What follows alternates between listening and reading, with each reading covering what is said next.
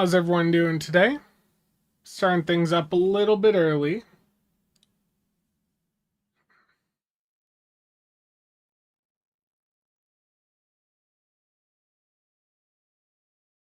So there was with the Crystalline event having just ended. Um, there is now an elite version of the newly remastered Crystalline. So I want to go through, check that out with some of you, and get the other dailies and stuff done that I need to do in the game. I just accidentally started up Tribble. The guard, how's it going? It would help if I started the right version of the game.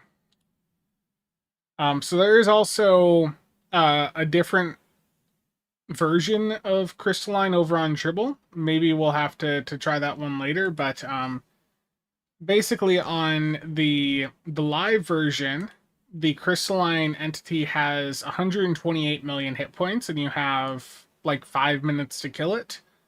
And over on Tribble, it's almost 4 times that. It's at like 448 or something. Right around there. Ethan?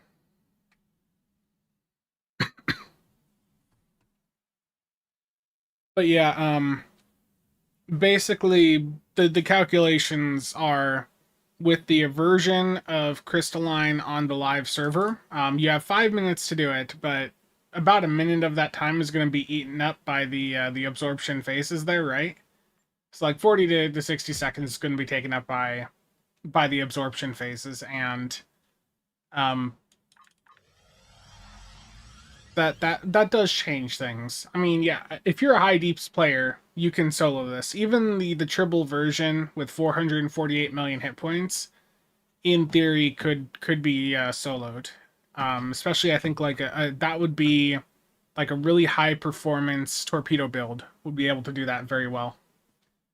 The 3 shots for me, no, no, no. I like to do damage, but I don't do that much damage. I wish. There was a time that I did that back in the day. Good morning, Darkus. How's it going, Warfy? Yeah, I'm sorry this is a bit early, a bit earlier than normal. I woke up really early today, and I think there's some other stuff I'd like to get done this afternoon. So it's like, you know what? Let's just go live, get the stow stream in, get the Crystalline Elite looked at with many of y'all. I also did recently hit 1,000 Endeavor ranks, so the gap between my account and a brand new account, especially being able to, trying to provide any like beginner level coverage on this account, is that gap continues to grow day by day. Let's go weapon damage ground.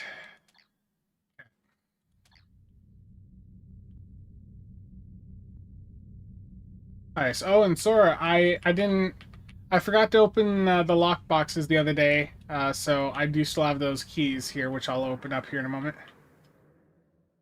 I don't have any coffee, but I do have just a nice thing of green tea.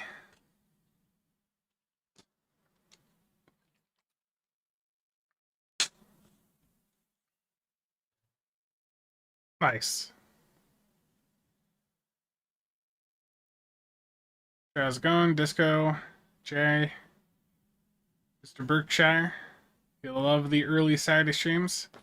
Is calculated broadside worth using? What is that? Is that the Excelsior 2 trait? I want to say no. I mean, unless you just don't have anything better. That's 35% Cat 1 beam weapon damage. Plus 30 damage resistance rating alongside arcs, doubled if in threatening stance, and then if not in threatening, minus 60% threat gen. I would say if you have nothing better to use, then go for it. I wouldn't run that even on like one of my broadside setups right now, but I mean, if you don't have anything else to run, then yeah, it'll be fine. It's certainly better than some of like the very beginner traits that people like to go for, but it's not actually like a top tier trait for broadsiding.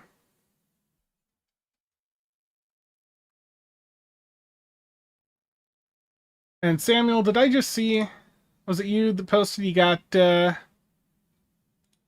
million solo there? If that was you, congrats. Um, I'm very disappointed that you're not using your servers to AI generate an AB uniform onto yourself in real time for the stream. Terrible. Look, let's talk about that. So in the past week, I've been trying some different thumbnail stuff. I talked about the reasoning for this a little bit on the Discord, and it's basically um looking at some trends for the YouTube and seeing that I'm not really getting new viewers. Many of you that are here, you're used to my thumbnail styles, and they work, especially for people that are a bit more in touch with some of the Stowe terminology. But I'm failing to, and part of this is the content. Part of this is the content I'm putting out, but even some of the beginner guides that I've tried to do in the past couple of months, they're not really reaching new people. So it was just looking at some of the other things out there. I remember seeing something from, I think it was Louis Rossmann, um, where he was having issues with like Google not promoting his website because all you know all the algorithms are being optimized for what the AI thinks is best instead of what people were actually clicking. And I'm sort of concerned that there's some elements like that going on for YouTube as well. Yes, there was just some experimentation there. I can say that those thumbnails, the people that I expected to not like them, gave that sort of response that I was expecting. But there was also a lot more engagement on those pieces, and some of that was because of the thumbnails. So it's a hard balance, and especially with it feeling like YouTube is pushing it. Dark Ghost has been watching for 40 consecutive streams. Don't tag the devs. Thank you for the casual membership. Greatly appreciate it.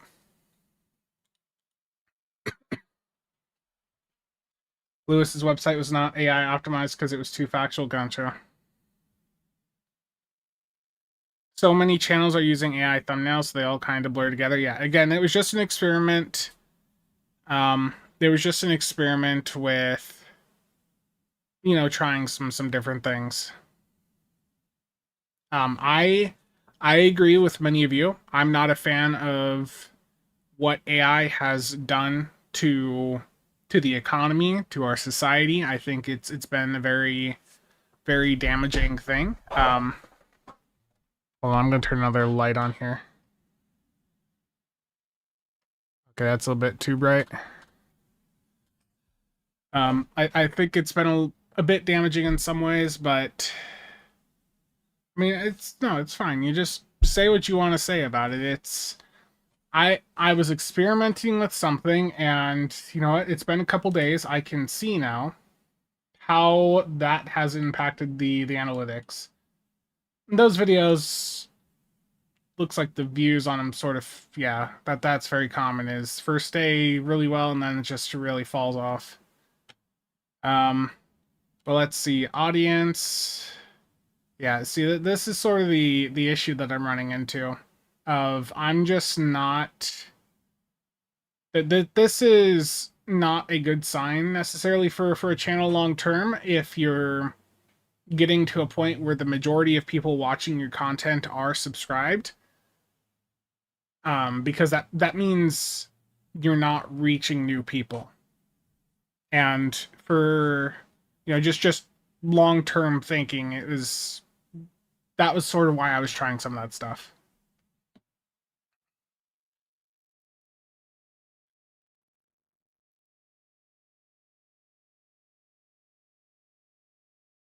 Yeah. I said that too, Warp Cores. I said that part of the reason that I'm not reaching new people is going to be because of my content approach, and I understand that there needs to be more beginner content.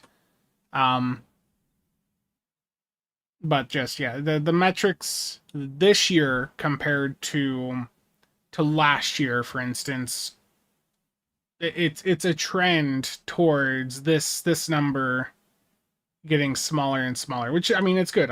The channel's doing the best it's ever done, to be clear, but I'm also looking at what are things I can try to do that are, reaching new people and maybe even bringing, new people, introducing them to Stowe in general. Would it help if you created transcripts? Um, that's all done automatically. Like YouTube does that itself. Yeah, yeah. Well, yeah, I understand that. I get it.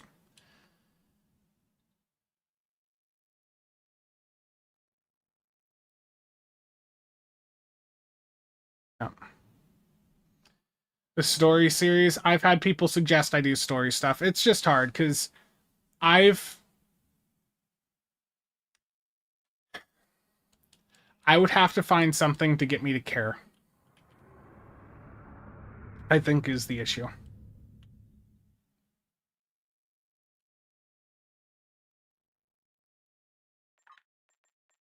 I don't want to push myself to do things that I'm not super interested in. At the end of the day, I want to the content I'm doing, I want to enjoy, doing it. I don't want to force myself into doing stuff I don't enjoy.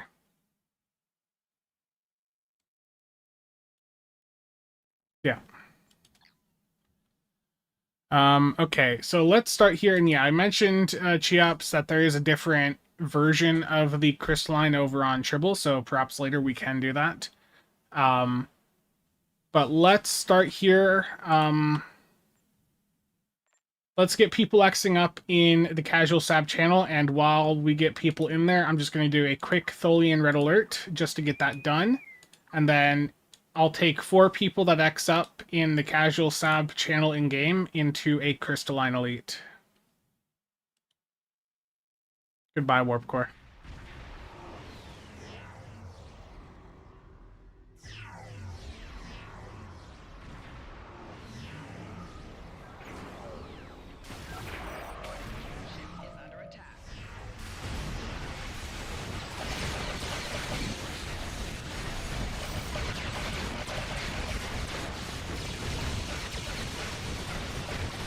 I mean, for the challenge aspect, I think the triple version going live would be nice. But the thing is, if they release a TFO that's too hard, it's just not going to have many people actually playing it. That's the risk of introducing harder content. Of if there's a requirement. So right now, the iteration of Crystalline that we have, basically needs like, I think it was like 550, like right around like 5 to 600k DPS from the team in order to complete it in the time frame. That's completely doable. Completely doable.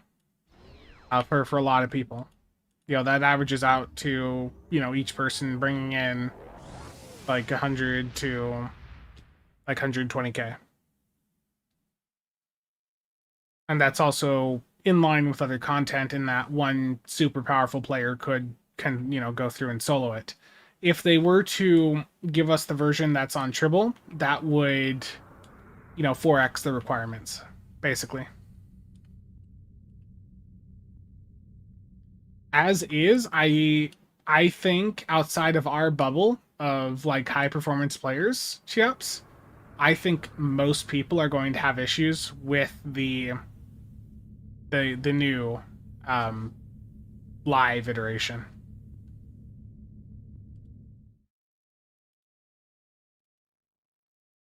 In game, so I can Yeah, so in the CasualSAB channel in-game, I just need 4 people to X up, and I'll get invites sent out. We're doing this on live, the live version of Crystalline Elite.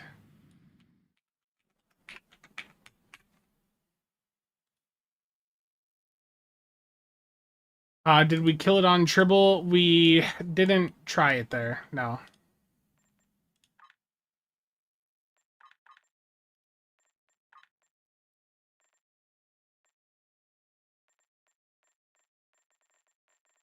I got some messages overnight, though. It sounds like Mara's already done a solo of it over on Tribble. Like, it's... You know, just looking at the HP numbers, I think that's really quite doable. Like, you just need a good enough single target build, and I know you mentioned Beam Overload, but you gotta remember, Beam Overload, that's an immersion firing mode. Even for, like, single target, it's gonna be behind something like Torpedoes by a wide margin. Like, if you want single target DPS, it's Torpedoes. We got room for 2 more.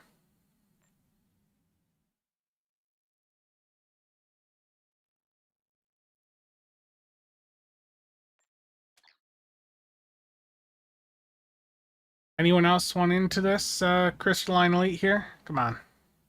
Need 2 more people.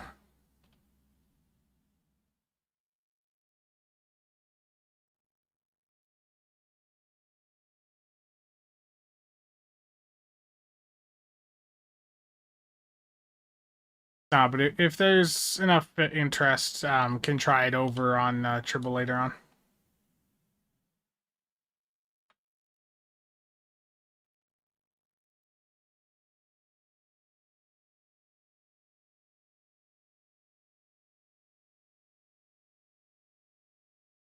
Yeah, I foresee from what I've seen so far, it's going to have no the elites just apparently some people consider it hard.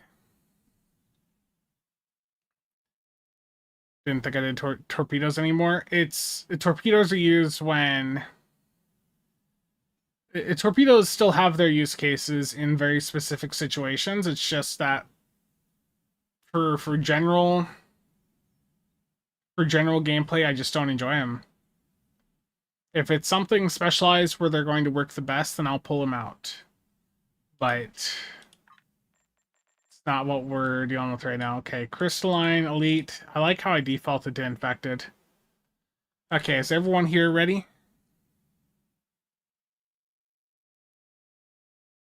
I'm gonna turn this light back off because it's annoying.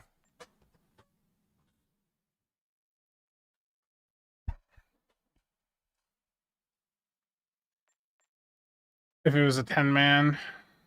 Okay. There we go.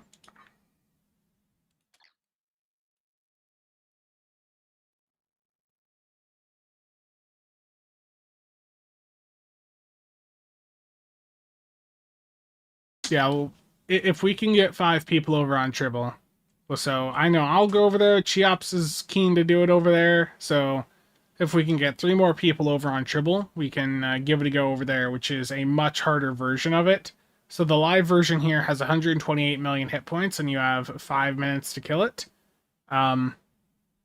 Also, if more than 1 person dies in the absorption phase, that's an instant fail. So basically, you need to get the hell away from it when it's doing the absorption. Like, you need to actually get away. Rubica? Dan, thank you for the bits.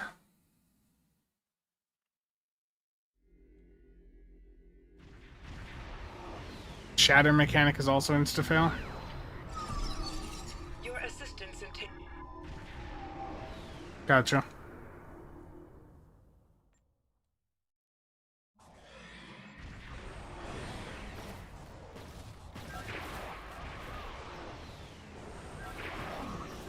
Tribbles, how's it going?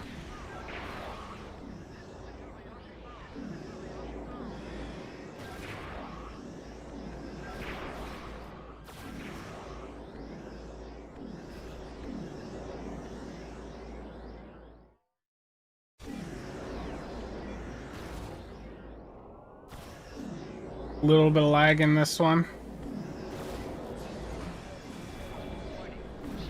Hopefully the servers don't mess with us too much here.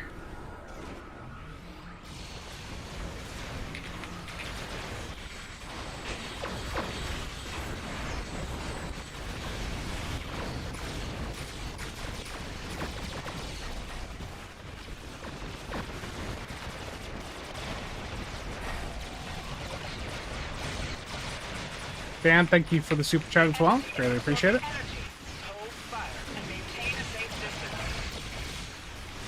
Yeah, so just get away from it. Again, if more than one person dies per absorption, it's an instant fail. Triple, thank you for the super sticker there. The crystalline energy has halted its energy absorption. Resume fire.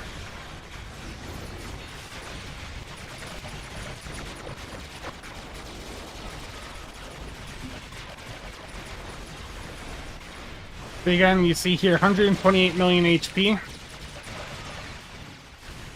entity has resumed its energy absorption. Cease fire and fall back.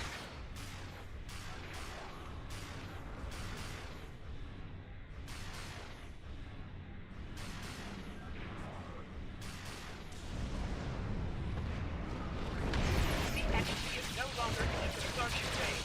Final push.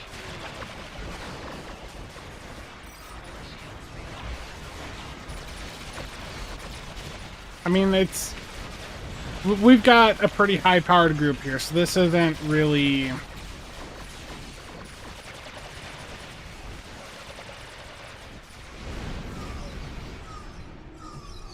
Yeah, we did it in under 100 seconds there, and your total time is 300 seconds. So that wasn't for the group that we had there. The crystalline That wasn't hard. has been destroyed. While it is regrettable that all previous attempts at communicating with a life form failed, Fedora. I am And 96 marks off that. There we go. Nice and easy, yeah.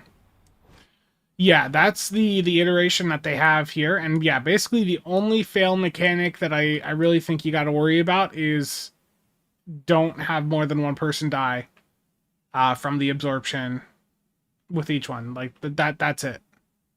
If more than one person dies, that's it.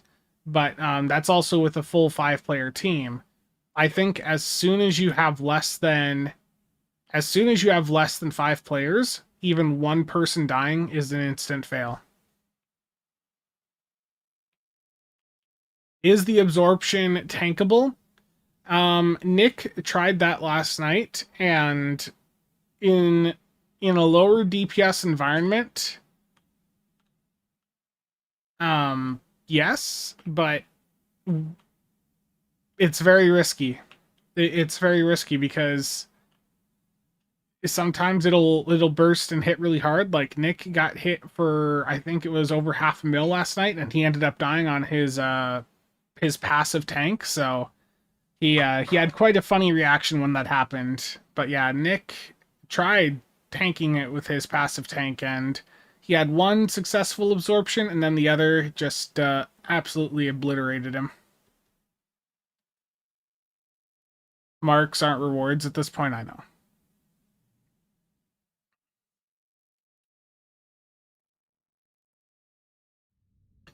Yes, correct. Fewer than. Yeah, if you have fewer than 5 people in the TFO, then anyone dying to the absorption is an instant fail. So it's literally just get away from it. Stay over 10 kilometers away.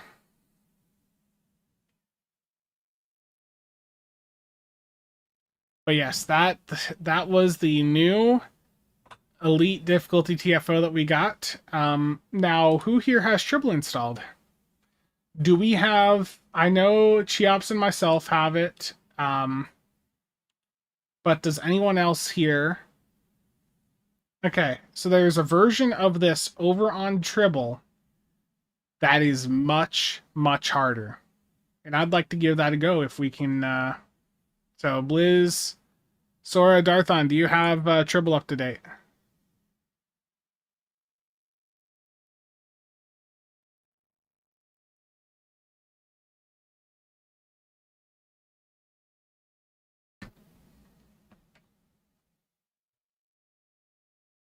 Okay.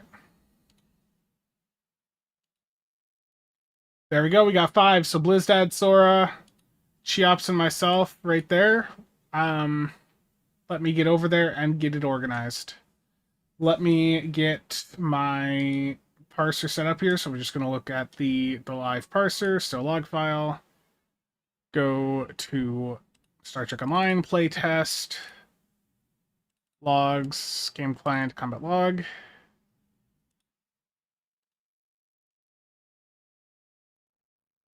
Well, I'm including myself.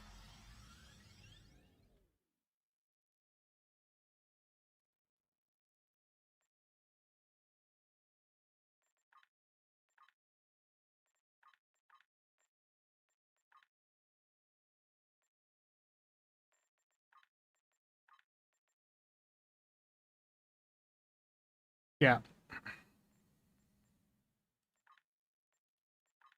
What is going on with my settings here? Things look different.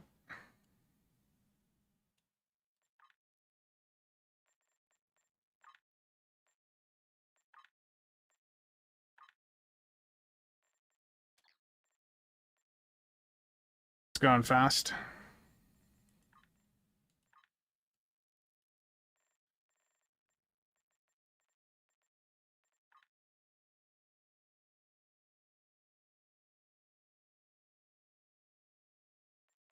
Okay.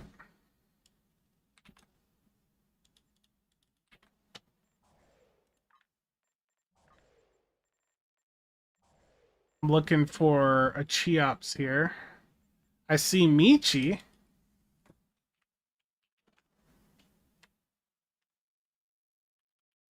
Cheops, you on? It would be on Nibani, right?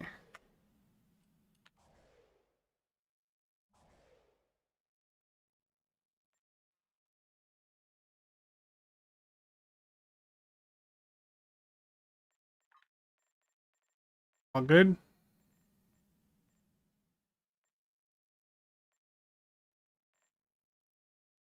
So yeah, the Tribble version of this is much harder. I think. I wonder, is Michi in the same instance as the other people here? Yeah.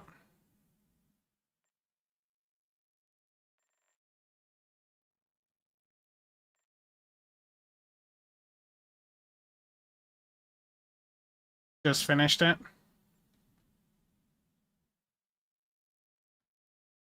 Yeah.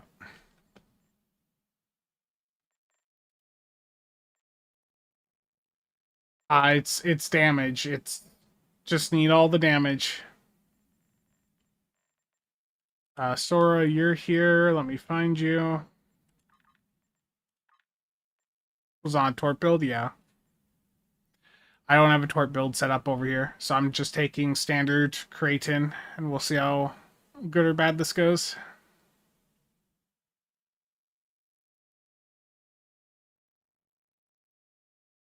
Hurricane, how's it going?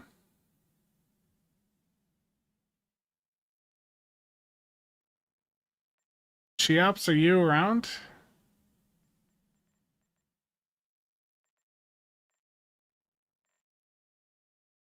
Did we lose Cheops already?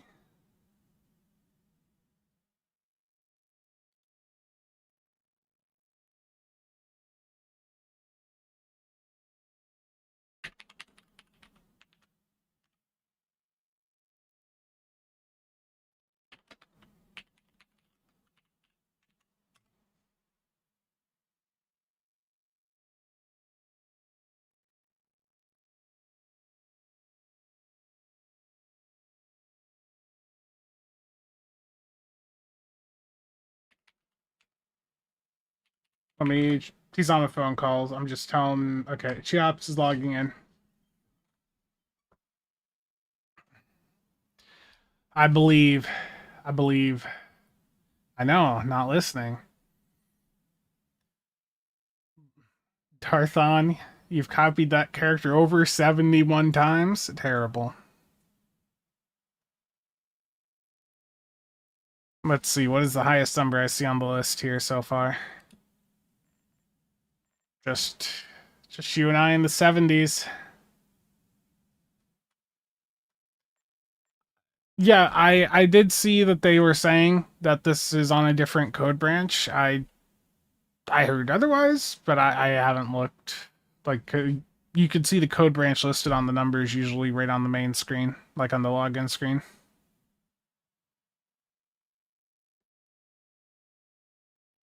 Delkina update when soon. There's a lot of build stuff I want to do, and it's just a matter of timing lining up.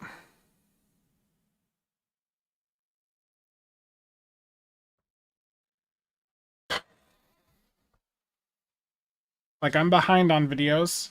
Um, some of them is some of the videos are realizing the approach that I was going to take would lead to more headache.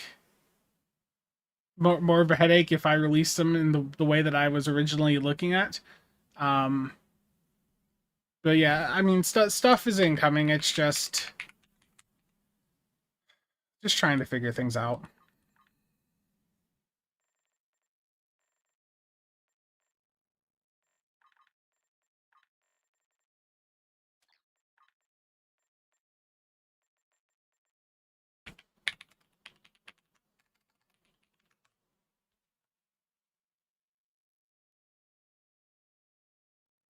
Yeah, I've asked before, for a way for us to turn endeavors off, and they even reference that in one of the patch notes right around that time. So I imagine it's something that's come up in some internal conversation.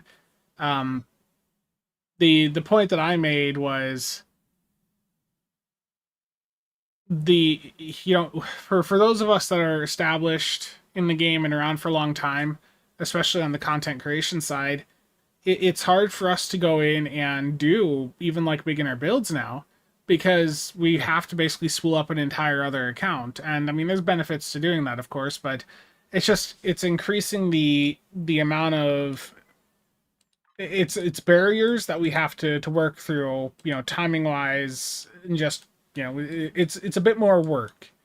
Versus if we could just use our existing characters and just turn the endeavors off, like that would make it a lot easier for me if I could just go in on one of my existing characters on my account and just be like, this is the character I'm using, for beginner build stuff, where um I can just turn the toggles off and yeah, or just turn the endeavors off.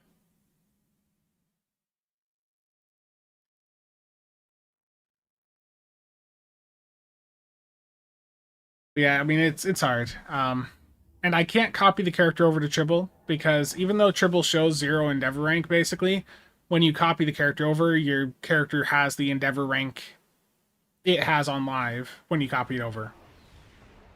Imagine, yeah. Your assistance in taking down the crystalline entity is So as you can see here, the Crystalline over on Tribble has 448 million HP. And we have 5 minutes to kill it.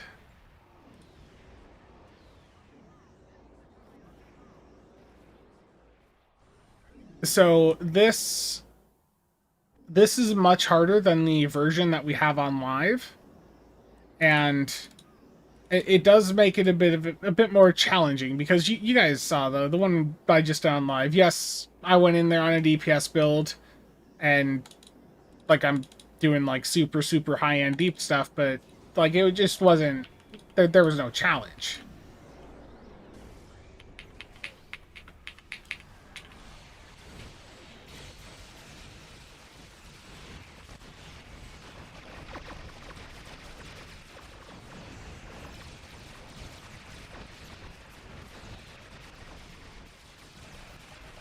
Like, we're still blitzing through this one, like...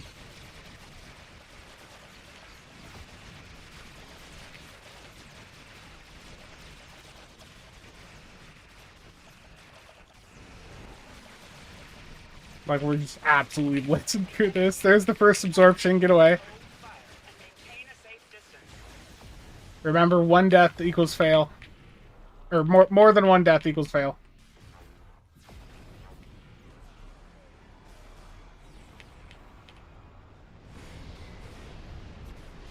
The crystalline entity has halted its energy absorption.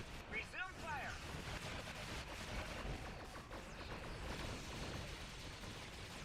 BSV, misfire after misfire.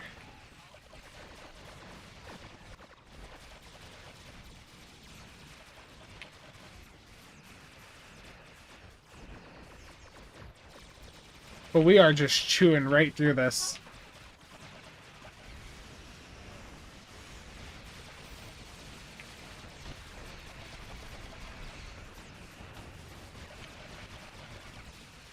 Look at the little bit of lag on some of the VFX there too. Entity has resumed its energy absorption. Okay, get away again. And fall back.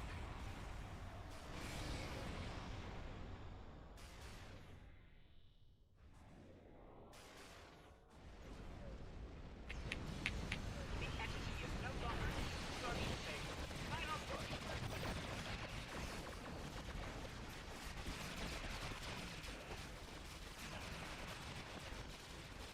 Like, we are just melting through this.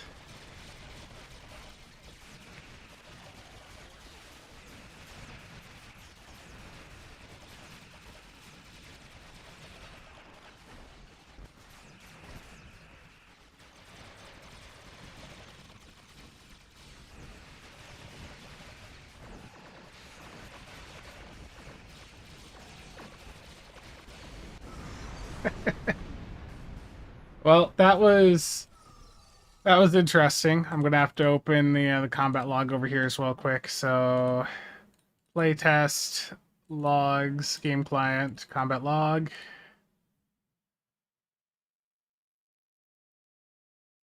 Yeah. Yeah. So there we go. Let's see. For the actual entity, if I go to damage taken, yeah, the entity took 440 mil damage there, basically. Cheops did the most to the entity. Good job, Cheops. You were the most focused with your beam overload. Terrible. Same leveling, thank you for the follow. Awesome, thank you.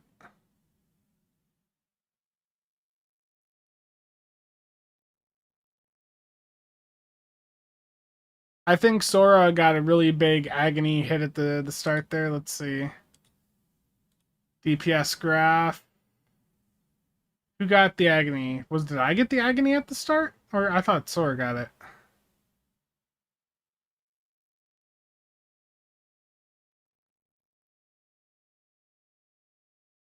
Beam overload rules confirmed. I mean, this is a pretty single target TFO, so I'm glad the CSV still came out on top there over your beam overload. But yeah, just having higher hull isn't the challenge. They need to bring back the events in the absorb phase and increase the crystal's damage output. Yeah. But yeah, I mean that was so to be clear, what I just showed there was the version over on Tribble where it has 440 something million HP versus the live version which has 128 million. So the version of Crystalline Elite that we have on the live server is drastically easier than the Tribble one. But yeah, I mean it's just more HP. There's not, like, I didn't really feel much of a survivability requirement there aside from, just get out of range.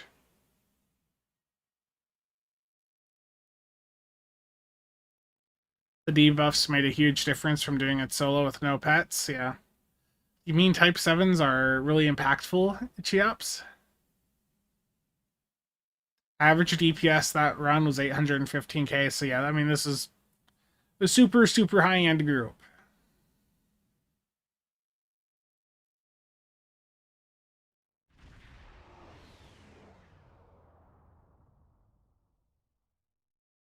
If I was to try and solo that with a torp boat, I feel like I would probably default back to something like the Voth Rampart or like a friendship. Probably Voth Rampart, just because I've got that already sort of set up on casual, but do like a torp mine setup and yeah. Please fix ordering and settings. Is that annoying you?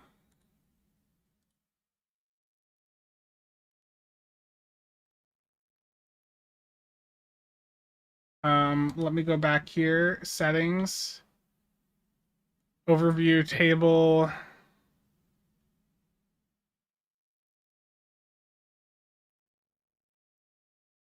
That's what it's set to.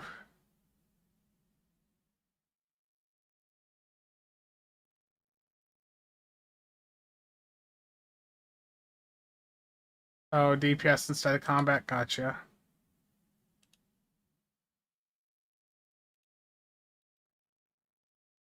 There, you feel better? Yeah, that's what I'm thinking too, is like if you were on a torp focus setup, like that would be, yeah.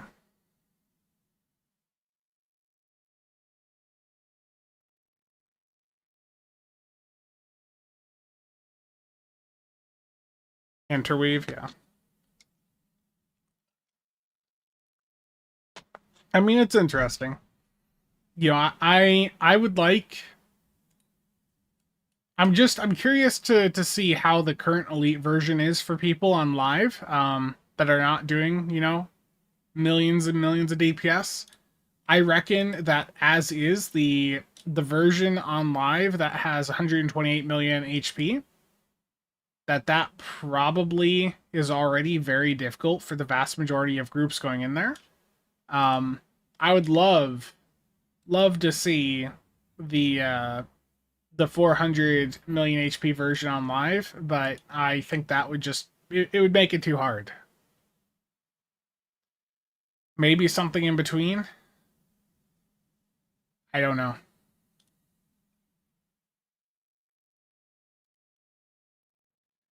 But I mean, there's a difference there of.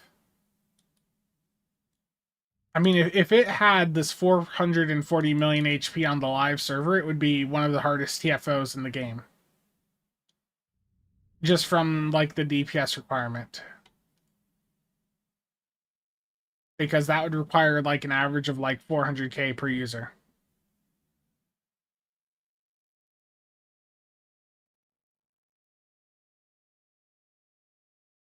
I think it, as much as I like it, I just think it'd be too hard. But I'm going to go back to the live server now. So let me get the combat log set back up over there. Combat log, live, logs. There we go.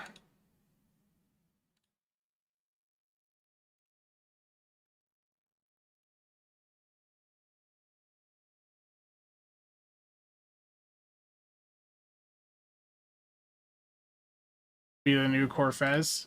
Yeah, it would just be a massive DPS check that most people would not get through.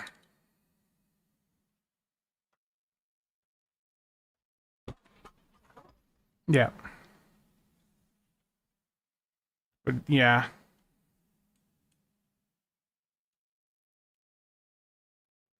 It's interesting though. I think I think it really is interesting.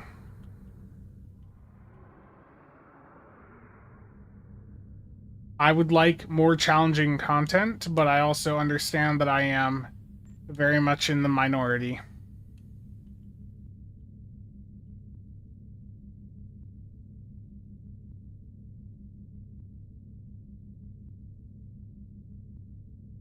Yeah. I mean, if it was harder, um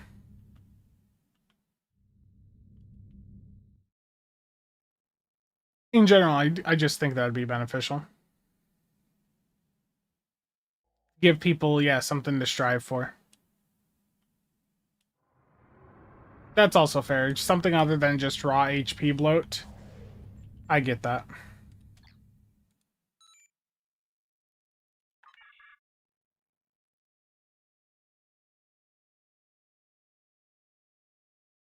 What's the point of a game if you can just face roll anything and everything?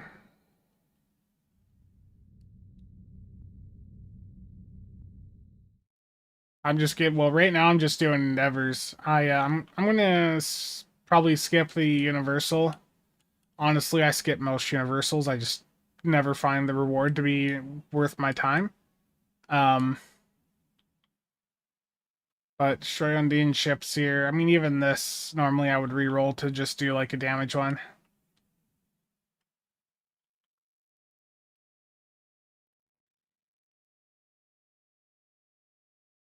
Also, I see that my recent thoughts on the summer event ship were a little bit controversial.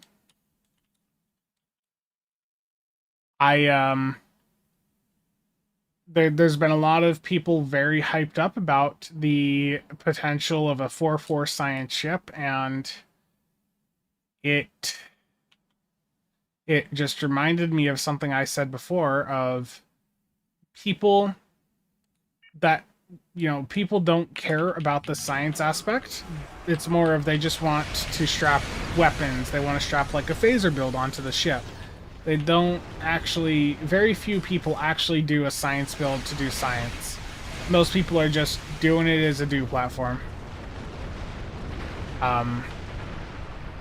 I don't think that it matters that it has a 4/4 setup, because we've had 4/4 ships in the game before that can run a gravity well, Gravwell 3. The secondary deflector, I guess at more of a budget, lower end performance level, that matters more.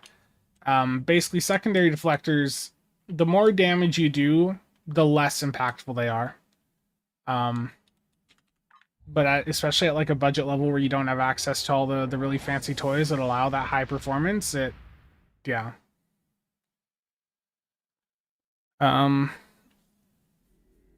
Yeah, and there's some that don't like my my thoughts on the value of engineering abilities. First year, I'll not be buying out the summer event. Yeah, I'm not. I'll get the ship on console because the event's just, you know, easy. But I do just legitimately in general feel that this is like the worst summer ship that we've seen like in years. Like it's not bad, okay? It's a completely usable ship. It has some pretty severe flaws, but it's not really at the level of value of the Hesperian, the Voven, even the Federation Intel Hollow ship. Like that adds some unique stuff going forward, and this is the unique thing of this is that the visual aspect. You know, maybe the accessories will turn things around. Maybe it turns out like the amount of resistance provided from the console's enormous, with the passive. Maybe it turns out that shield disable when slotted into a science console slot is actually really good. You know, maybe I got, you know, some thoughts wrong on some of the accessories, but it was also hard to tell with not even having tooltips there. So maybe stuff is better than it looks, but yeah, by far this is the least interest I've had in an event ship in a long time. By the way, Bridge, any idea if it will include an exchange and bank? I would assume not. Cavalry, how's it going?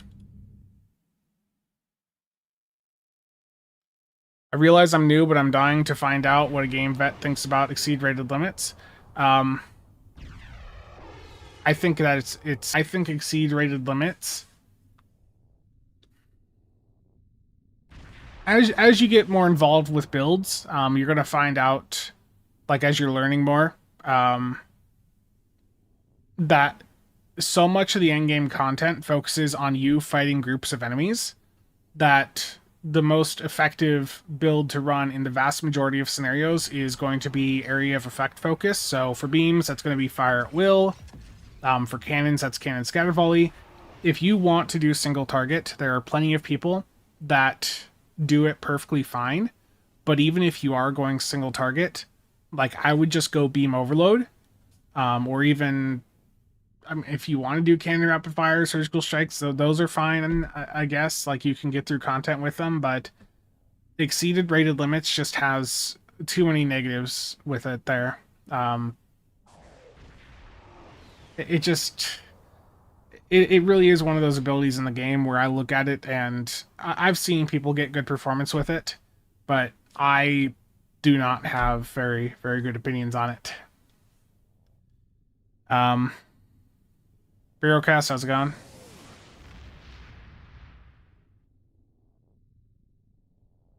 They were on a generational run for like 4 years. The free ships have been better than most box ships. This is a fine, fun freebie, yeah.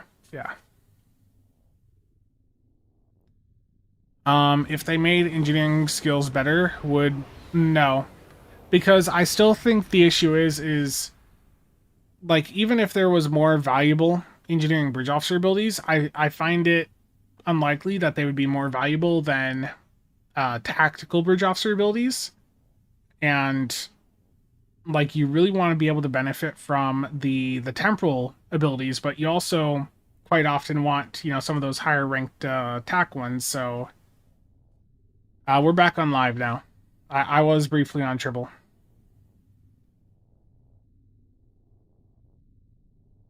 You know what? Noble's popped up.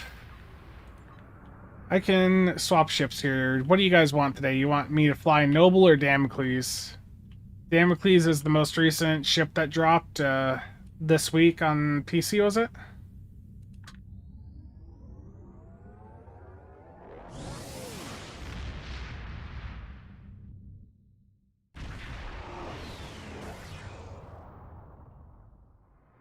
Compiler? No.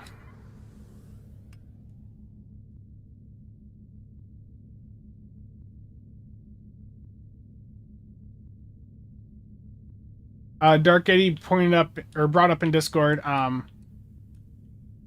He pointed out that they're running out of ideas on combos for the ships. They've done pretty much everything.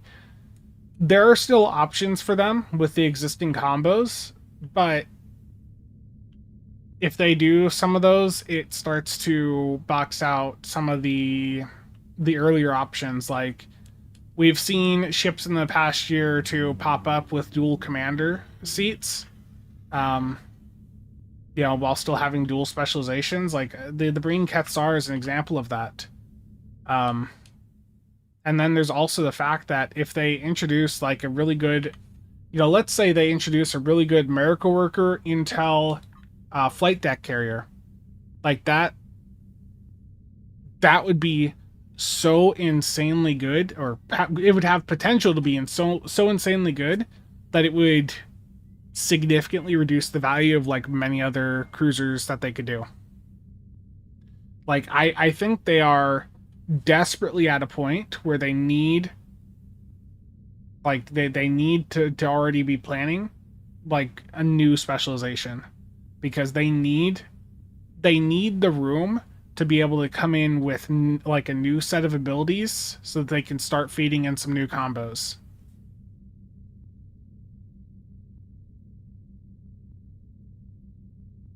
T7 will never happen. If you were around for the T6 introduction, that's why there will never be T7. T7 would instantly kill the game. Like you may as well, the T7 may as well just be we're killing the game. Like that ain't gonna happen. Like it did massive damage when they did the T5 to T6 transition there. That there are too many ships, way too many T6 ships in the game for them to do that.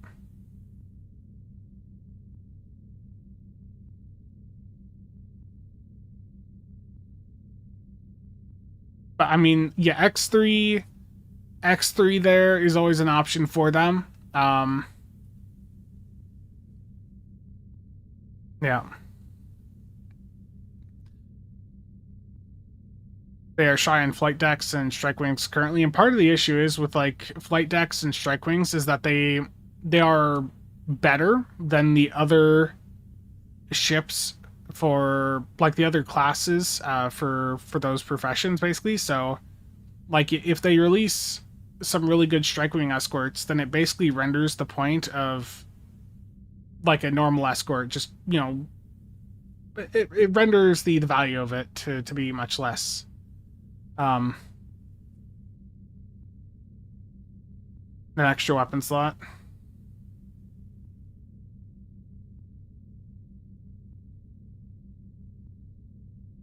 Mia, fun fact, outside sales, 3 T6X tokens cost as much as a T6. There's a 3-pack in the store for $20, but yeah, it's still expensive. Logical.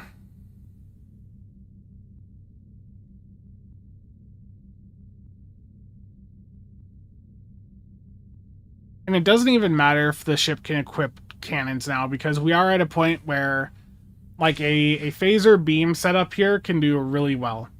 In fact, I'm just for this one, I'm going to go right into an Infected Elite Pug with the Damocles, okay? Infected Elite Pug with the Damocles. This is an ISOCON setup. I'm just, you know, like, this is Phaser, Fire, Will. Phaser, Fire, Will, okay? Broadside. And I could do this with a 4-4, 5-3. Honestly, the entire discussion about 4-4 at this point is pretty irrelevant. Yeah, you know, on paper, 5-3, slight advantage, especially if you're on a cannon setup, you know, that's a bit more important, but like 4-4s, I can take a 4-4 build and outdo any of the people that will tell you that 4-4 sucks by a pretty wide margin. How's the Damocles anyways? Kind of out of the loop on its meta relevance.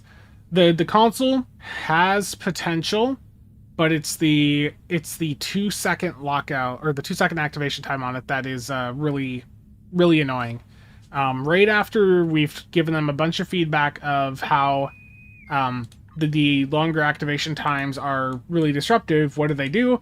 They come out with a console on a ship with another 2-second activation time.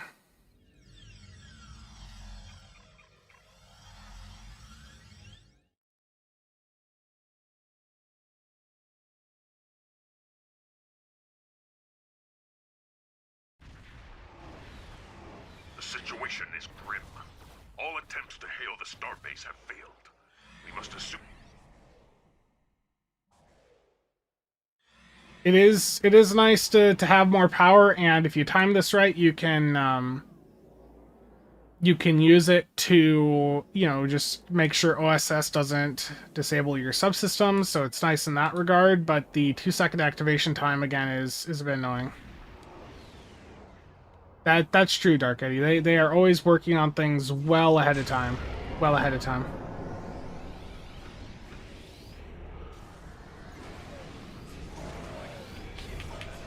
Scanning the nanite drift. Done. Additional data is available.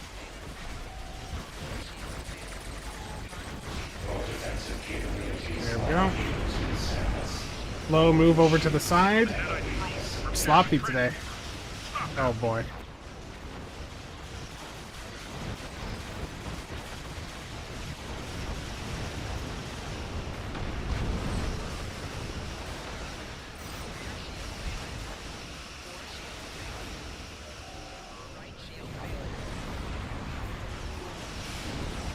Not the best flying on my part today.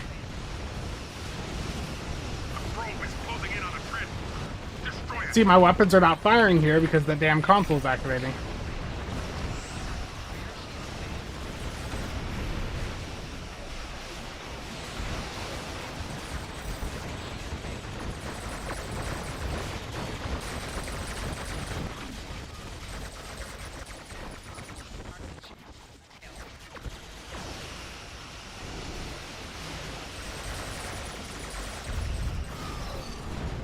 Not my best run with this, but still 2.2 mil, like, you know, with a fully broadside phaser setup.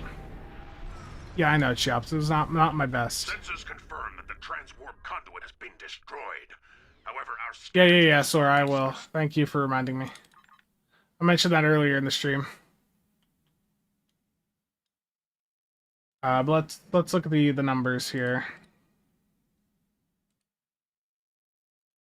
Everyone, how's it going?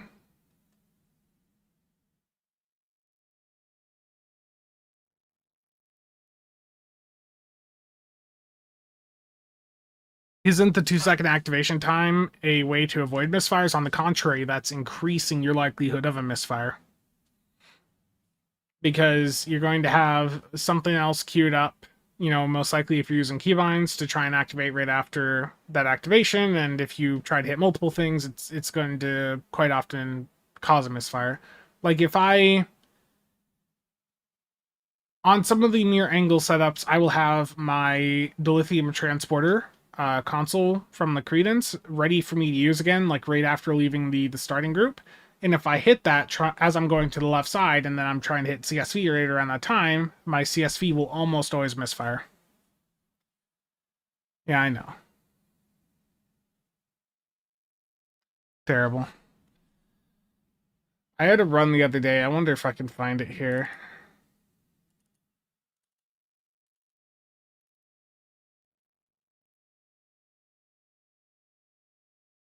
Yeah, here we go. Look at this run with the Damocles here. Almost 2.9 mil in a pug and broadside beam support 614k, full broadside 247.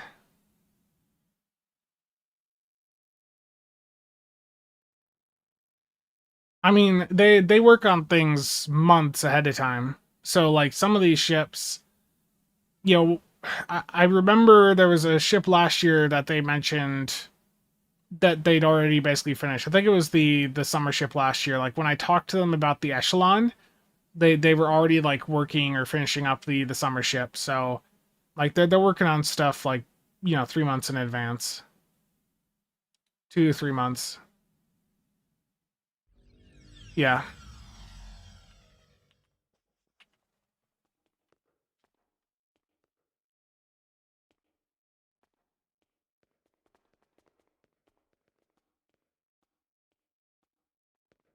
Peppers.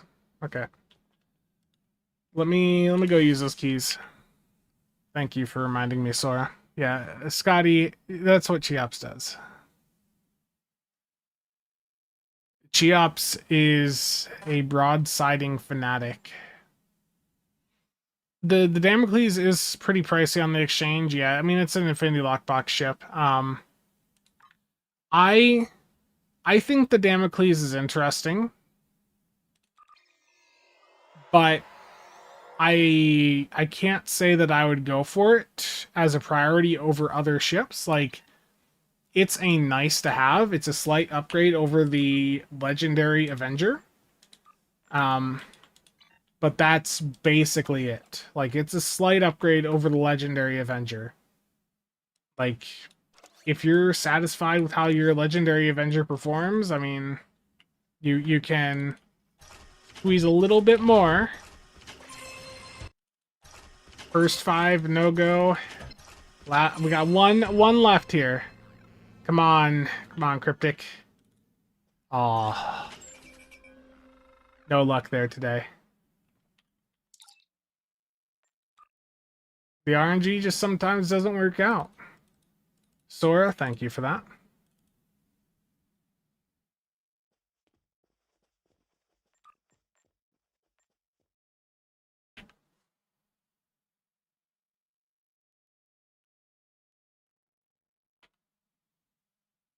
Yeah, the answer is no. Market manipulation specialization, terrible. Yeah, it's basically a Legendary Avenger with slightly better maneuverability, and the other like part of it, I guess, that matters. I'm just trying to think here. The flanking. It's got the improved Raider flanking, so if the better your flanking is, the better it's going to do for you.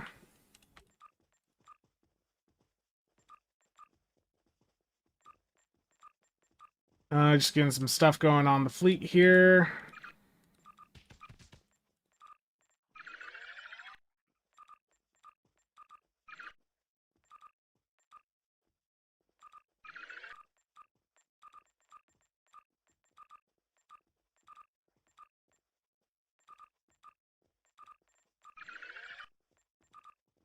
A slow grind to get that done.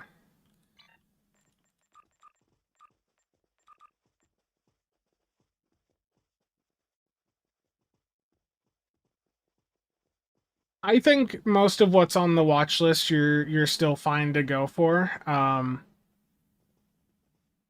You know, when Jeremy had a pretty thorough discussion on the stream earlier this week about all that, and you know, it's pretty clear that they want to make sure that whatever tuning they do is done in such a way that things are still good afterwards. Yeah, right at the start of the stream I did the other day. Phantomos, thank you for the follow. So right now I'm just going through slotting some projects on the secondary Fed fleet that I've been working on.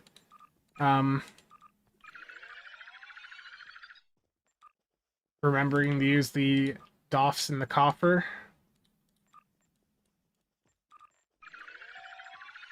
Gotta buy provisions here.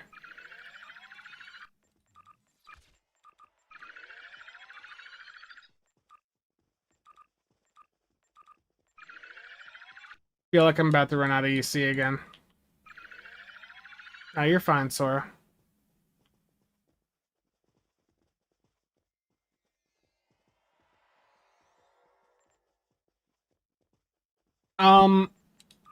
There was one person who correctly guessed a prior iteration of my list, but I like I've had some time to think about it and I've made like one or two alterations. So I will say that Nicholas had seen a copy of an earlier version of the list and he may or may not have shown that to somebody. Even though I nuked it from the convo, he remembered it and he had shared it with someone, but I was already planning a change, so Nick didn't see the final version, which is the key thing. Yeah, and they're disqualified for that. That's just too cheesy. We don't know who that would be. What would we, Darthon? Who? We don't know anyone that would do something like that. Has anyone ever spent $1,000 and not got the ship? I mean, there's been people that have claimed that. Usually when I hear stuff like that from people, I wonder, like, are they doing it all in the same character, or did they, like, split it up between a bunch of different characters? Because the pity system, from what we know, works on a per-character basis. Like, I mean, the system for opening boxes in this game sucks, there's no doubt about that, but I don't think it's bad enough that you should be seeing $1,000 go in and not get a ship. I mean, it in theory is possible because there's no guaranteed drop, but it would be so unlikely.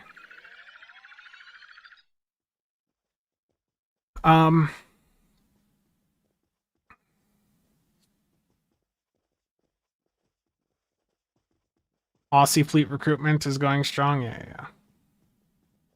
Yeah, individual character. It's individual per character and also per lockbox and per type. So let's say you put $1,000 in, you open 200 of 5 different lockboxes. Like, you haven't even hit the pity point on any one of them.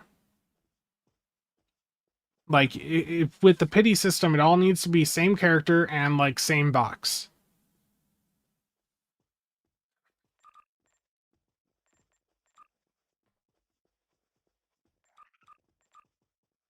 Supply dilithium. So much dilithium is needed.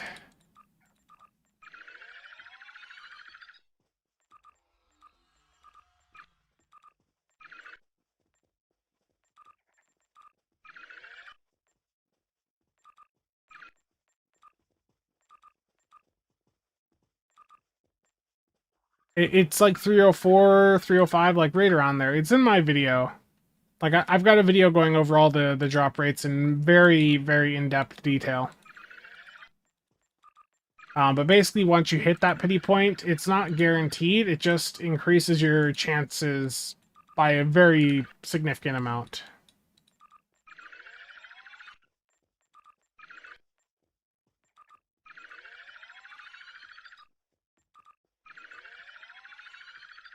All these fleet projects.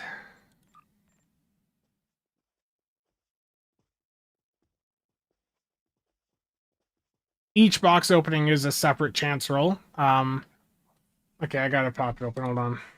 STO, lockbox, drop rates.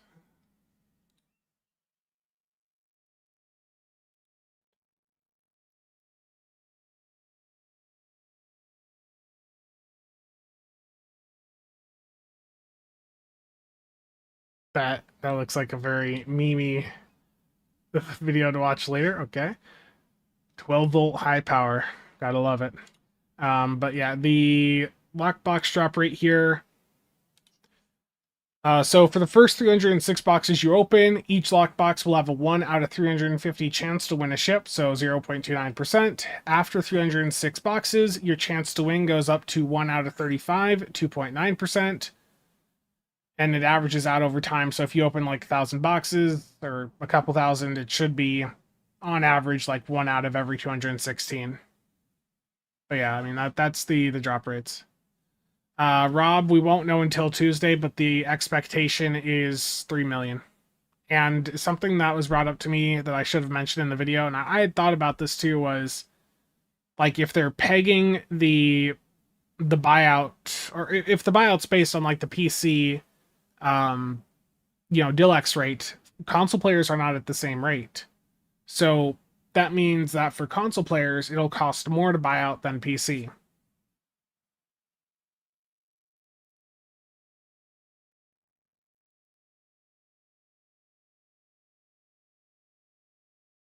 Yeah.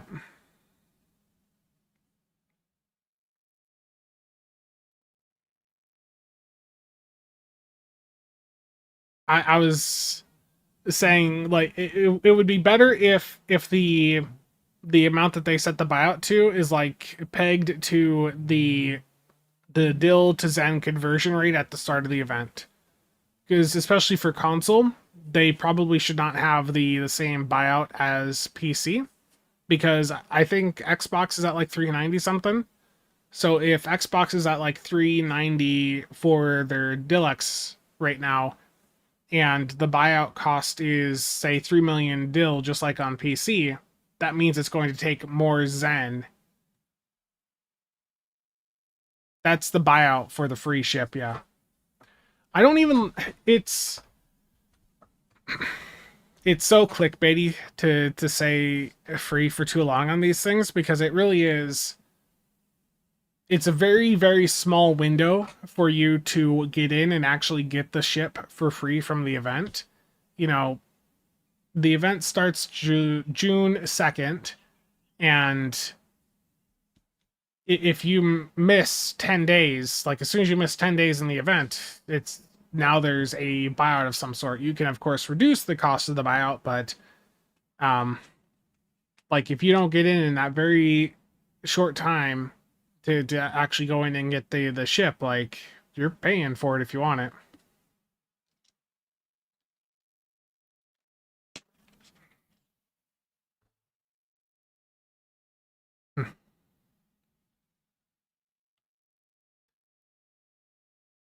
And then the promo boxes, they have a different system. So for the promotional ship boxes, for the first 140 boxes you open, you have a 1 out of 140 chance to win, 0.71%.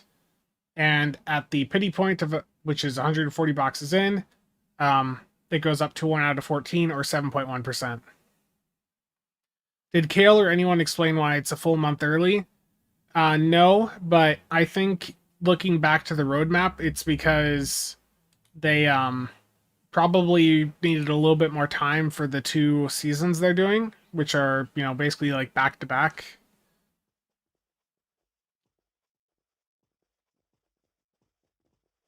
Yeah, I mean I told him that, straight away is the very first bit of feedback I wrote, like, or had for when I saw this was, please don't base the buyout change on the performance of how this one performs. Like I as soon as I saw the stats, I was like, this isn't very good. Don't. I'm internally thinking that this is not at the same level of the event ships we've received in recent times. Please do not base your decision off this. And clearly not everyone feels the same way. I've been getting a lot of pushback on this one because it's a 4/4 science ship, which again, that's not necessarily as special as I think people are making it out to be.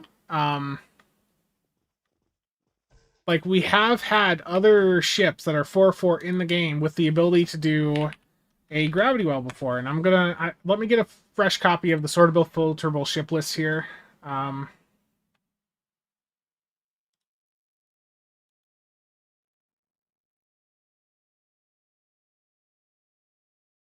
Okay, file, make a copy. Let's do 053026.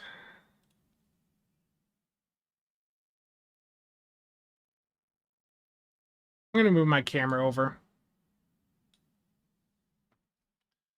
Let me, I can make the lighting a little bit better. Let me just do this for a moment here. 1 second.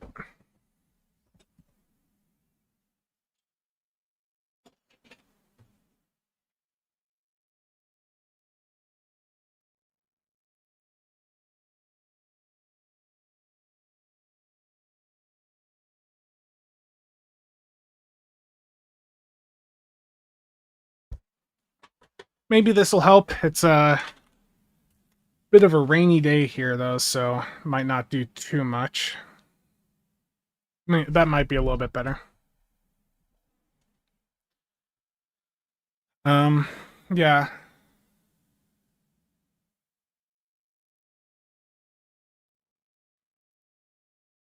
Yeah, this is no noble Vovan obelisk, yeah.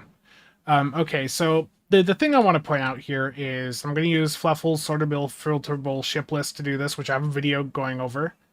Why is this not... Okay, I just had to scroll up. There we go. So let's go...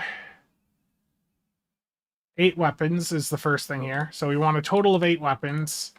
And ships that have the ability to have a commander with like a gravwell. So let me go here. Okay, so aside from just a commander science, there's also some ships in the game that have a commander universal.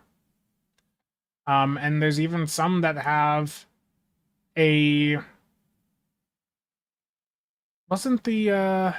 Oh, I haven't set date weapons, but yeah, there's a few others here with fewer weapons, but... just looking at this here, we do have ships in the game. Some of them even have dual commanders that have 8 weapons. So I think for me, the reason I wasn't like too hyped up about the idea of the 4/4 with ability to run like a gravwell is because it's already a thing. Yes, you don't get a secondary deflector, but I don't really put as much value into secondary deflectors as other people. And again, that's just me. That's my performance bias, because the higher performance you're at, the less you're going to get from a secondary deflector.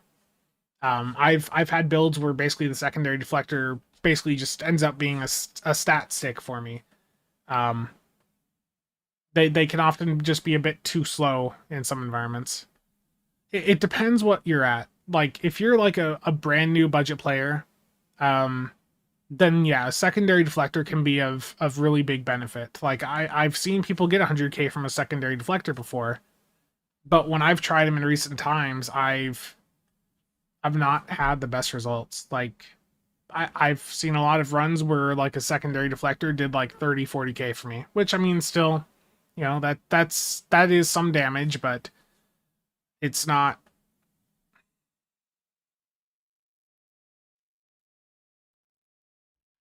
Oh, yep, so no. Yeah.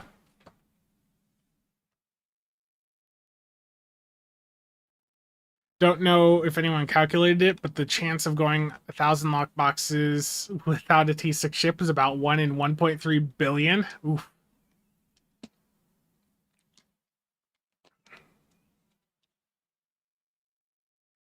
If drain builds were better right now, the secondary deflector would be more valuable. That's basically the response I'm seeing is there's a lot of people that are going out saying, "Oh, power creep for X or Y reason here," and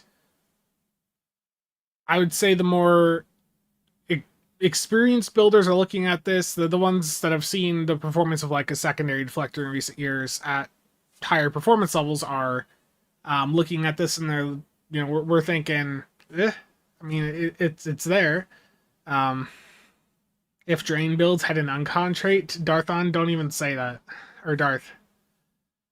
I saw Darth and thought Darthon. No, this is Darth Dragon Burn. There's too many Darths around.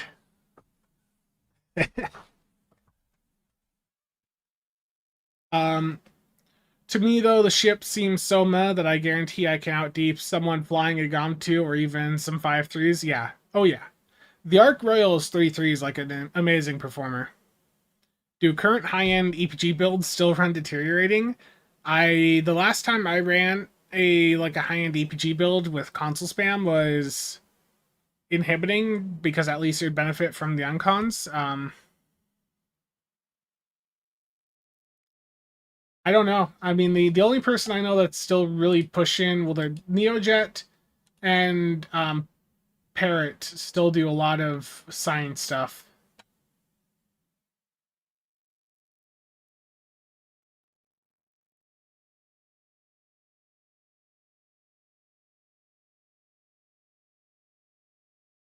Yeah, yeah, yeah.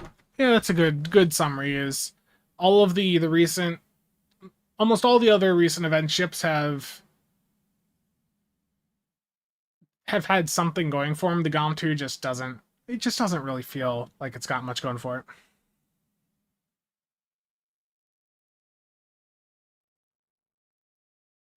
I also I think I'm probably going to do a video on this. I mean, I've talked about doing it before, but um why do things get evaluated from a meta perspective?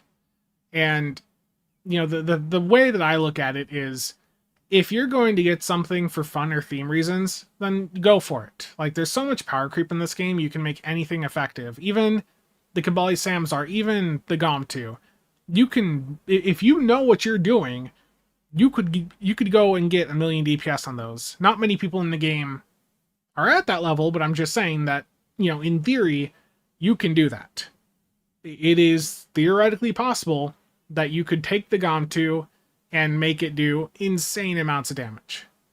It's just, when we're looking at things from like a value perspective, performance, people often want to get the best thing for their money. And as I was mentioning before, this is a ship that's only free for a very slim amount of time.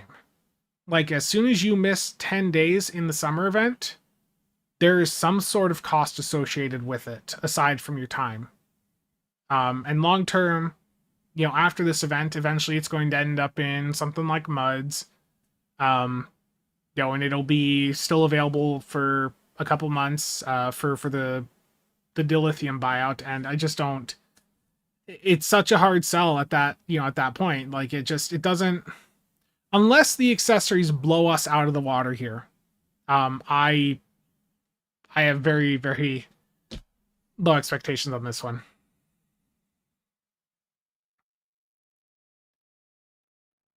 Um, if they work on this stuff months in advance, how do they not notice how vanilla this event ship is? I think that there's. Oh, sorry about that. I think there's that they're getting better at learning some of the meta stuff, but I think there's still some stuff that they're figuring out. Um, Speaking of power creep, what are my thoughts on adding a new difficulty for those that do millions of DPS? Like, well, that's been talked about actually. When Jeremy and Mayo were on Nick's stream, that there was discussion about Elite Plus, which is something that was also brought up on a one of the 10 Forward streams. That's a nice concept, and that's something that I think they know some of us would be very interested in. It would also encourage people to work towards that higher performance level, which is more time in the game, and of course more money that they're getting. But at the end of the day, the game is still pretty casual. It's something that they know we would like. It's something that I think they would enjoy doing to create some harder content. But at the end of the day, there's not that many people at a high enough performance level where they have to question if it would be worth their time to do that versus content that is able to be approached by the wider audience. After that, it will become as expensive as legendary C-store ships on sale. Yeah, that's part of my point, Brewster, too. Of like the things like the GOMP2, like everything gets looked at from that performance point of view. Because if you're going at it from a fun or theme point of view, get it. Like if you want it because you want it, then get it. But if someone's coming out to my channel or someone else's to get a viewpoint that is a bit more performance focused, then they're wanting to make sure that they're going in with as some money, and they want to make sure that they're getting something that is actually going to be the best value for their money. That's the point of these performance focused reviews of not everyone is chasing big damage. I mean, most of you that watch my content aren't even going for the DPS records and stuff like that, but you can still use a lot of these approaches to enhance whatever fun or theme thing you're doing.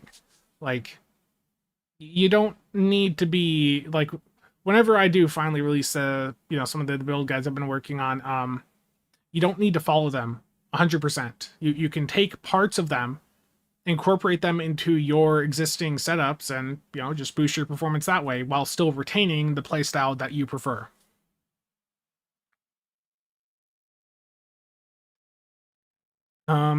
The trait will activate once every blue moon. Yeah, the lockouts are a bit rough.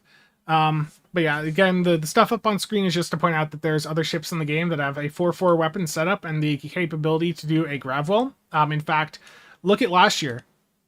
The Federation Intel Holo ship last year, I mean, we didn't give that too much attention. But especially with the innate stuff that's got going on with it, I think that is an underappreciated ship. I'll be honest. I think we just didn't really like the visuals of it too much because, it's just it's a flying brick.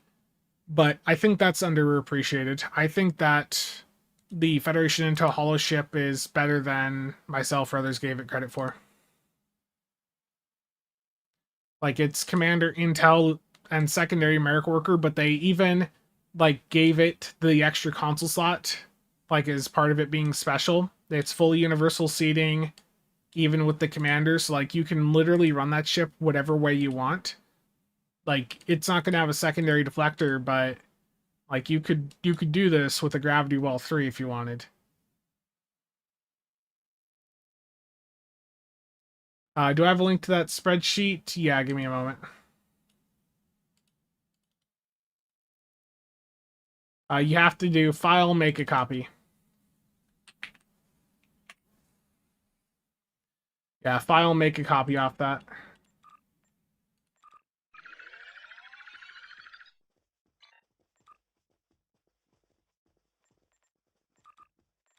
Let me, while I'm right here, just fill the rest of these projects quickly.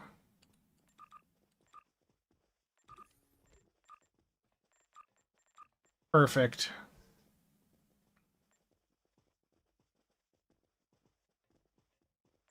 Okay, so next, I've got attack upgrade ready to go. We're going to do that first.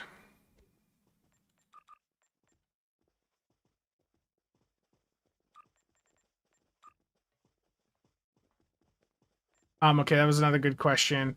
Instead of a higher difficulty, I'd rather see them. Yeah, actually, that's something I would like to see as well. They do have an in-game parser; it just needs a user interface, and I've right now part of that parser is broken. I showed that the other day. But they do have a built-in parser. They need to have something like that in-game, and especially over on console. But I feel like providing that information to people, about where they're performing, I just think that would be genuinely good info to have in the game. Of course, there's always the risk of, some. The concern that people have always raised with stuff like that is that would increase toxicity, but there's a few people that have been dicks over the years, but for the most part, I think the DPS community has been pretty good about being open to helping people improve rather than just trashing them. So I think it'd be good. Yeah, there's no need to. That's also a point that I'm going to make in the best premium ships video of that's something we always end up like having a disclaimer about is if you want something for fun or theme, it's perfectly fine to go with that. But I assume that if someone's going to a video, asking for what is the best option from this, they're not looking for necessarily a recommendation like that. They know that this is a valuable box and they want to make sure that they're getting something out of it that is giving them the most bang for their time. Yeah.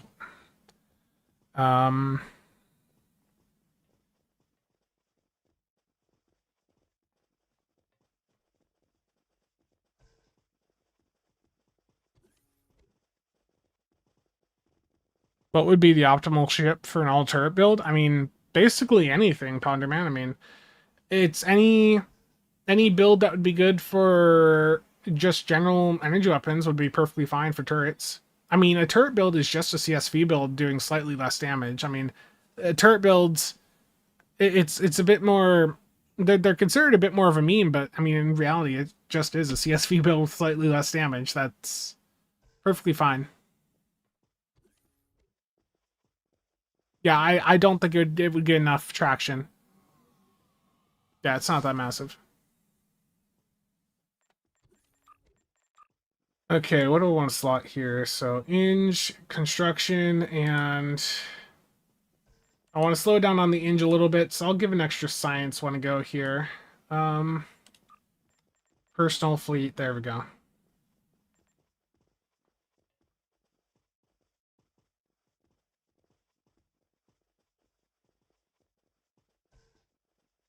Yeah.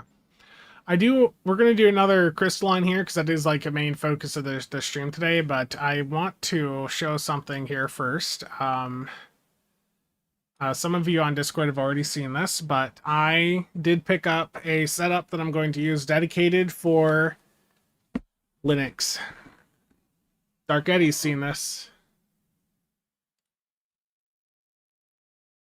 Yeah, Elite Plus would require adding new rewards too, yeah. I got a very powerful computer here.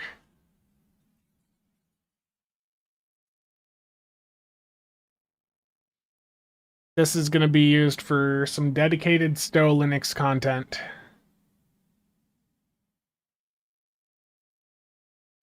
Order adds to his horde. Terrible.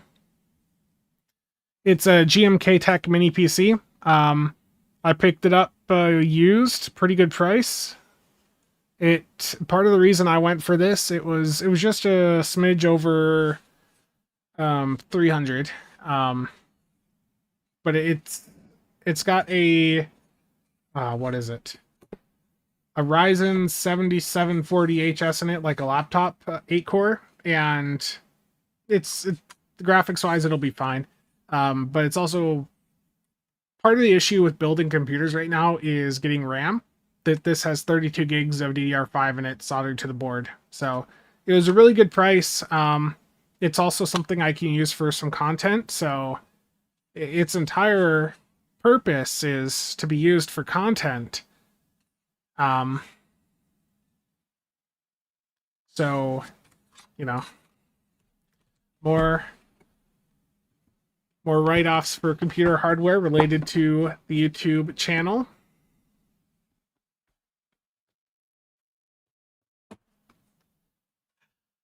Let's get back up here. I gotta find my OBS.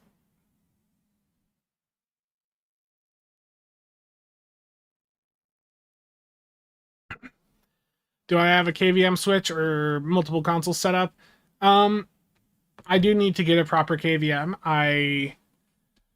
Skylar, I've looked into some options. I know Level 1 Text has, Windows got some really nice ones. I just don't want to drop that type of cash right now. A bunch of my monitors have a built-in KVM, so I'm probably just going to use one of my existing monitors, and I may not even need to do that. I'll have to think about it, but I could just use one of the built-in KVMs on the monitors, and alternatively, I could also just use my capture card and then just have like a wireless mouse and keyboard plugged in. To see the new era of gaming announcements from Microsoft's live video. Terrible. I've been playing Stowe for 12 years, but only in the last year or two have I really gotten into shipbuilding. Now that I'm finally investing time into it as a mostly free-to-play player, people say a nerf is coming. I'm almost sad about it. Then again, I remember when ISA runs took much longer, which pushed me towards tank builds. Linux player nice. Torp sign. No, it's the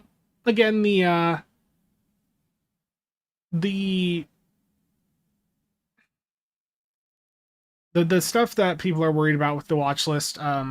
They talked about it a lot. They want to make sure that if something does need to get nerfed, that there was a lot of really good discussion on that stream.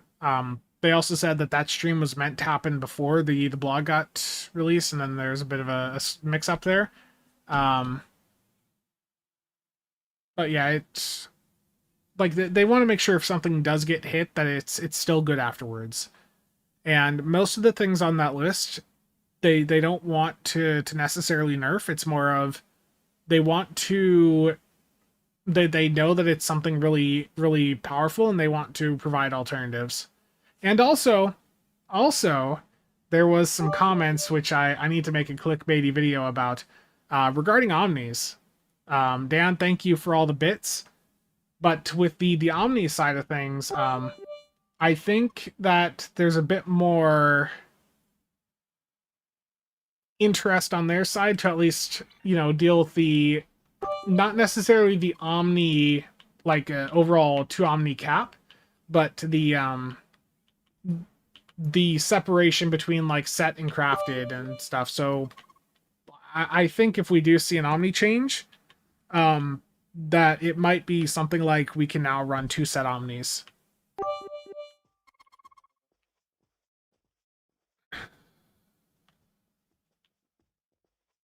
I can't believe how naive I'm going to sound here, but that stream did a great job of quashing your fears. I may even trust sport now, but only time will tell.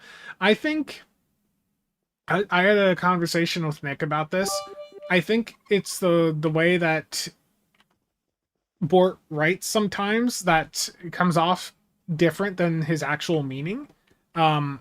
Especially like in this past year, with him being a bit more active there, especially being on some of these discussions, just talking, I think it's helped quite a bit. I know there's still some people that are, salty about the prior decisions, and I think that some of the choices made a decade ago were not necessarily the best. And I think even on, the Stowe team side, that there's some decisions from back then that they agree are, now were probably not the wisest moves, but I think that things are moving in a much more positive direction. I'm not. I'm not super concerned about them nerfing things into the ground nowadays. The only thing Jeremy shouted out as needing, or that would probably see like a direct just nerf would be rapid lithic formation. Um, Truthfully, I could see Pav and Omni taking a hit as well, which would suck given people have spent money on it. But I think they're also well aware of that. That each of these items, for a lot of them, people have spent a lot of good money on them, and they have to be very careful about it.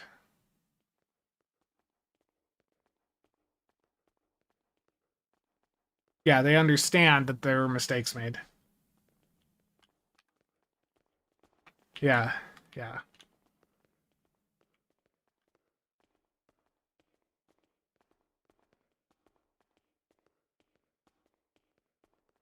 Indeed. But it's also it's hard. It's hard for them to balance that because there's, it's gear is important, okay? Gear is important. But there's so much related to player skill and that they can't really balance that. Like, how do you balance it if, one player is refusing to hit any of their bridge officer abilities even? They, they don't even know that they exist. Um, what do you do when you have, part of the player base that's not even engaging with their build?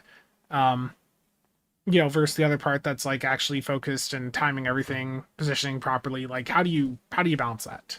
It's hard.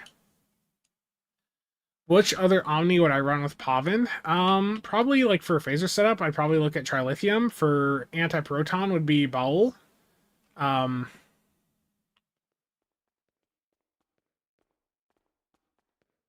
yeah.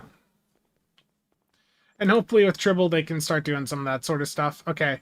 We're going to do another Crystalline Catastrophe Elite over on the live server. So again, this is the version that is 128 million HP. If you would like to join and you were not in the one before, please toss an X into the CasualSAB channel in-game and I'll get you an invite.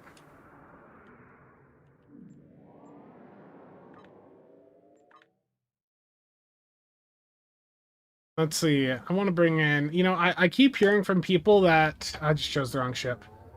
I keep hearing from people that the Impersa is terrible after the Lance nerf, so let's bring that in. Because the Impersa is still legitimately like a really good ship. All fine, Sora. It's all good. You were on that first one, I believe, right? So trying to cycle people through. Let other people experience the TFO here.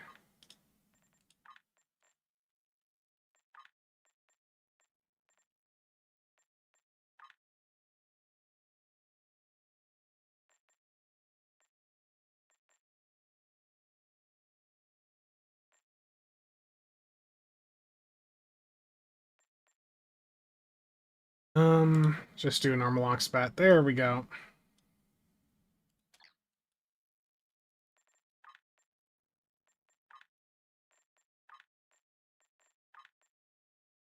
Beautiful.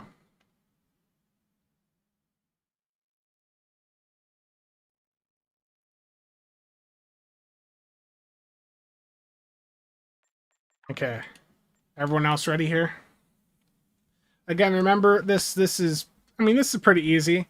The big thing is when the absorption phase is going on, just get 10 kilometers away. If we lose more than one person in that, we lose. Yeah.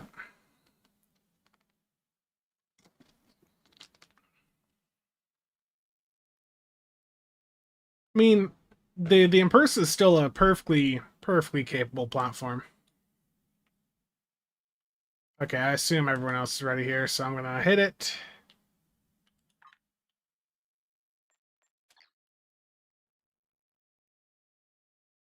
Dark Eddy, remote desktop is going to be a little bit questionable because part of the thing I want to do with that is be able to just rapidly do different Linux distros so I can showcase things on different, show like installing the various, stow and the various programs through the different distros that are popular. Don't try to be a tough guy. Nick tried last night and we failed. We were in a 2-man though. And it's like if more than 30% of the team dies, like it's done. So yeah. Just don't try to stay in and tank it. Yeah, I mean the Imperse is still like a top tier platform. I saw so much discussion online of the Impersa now like suddenly being bad after the Lance nerf, and it's like, no guys, this is always like a really incredibly strong platform. With or without the Lance, like it's good.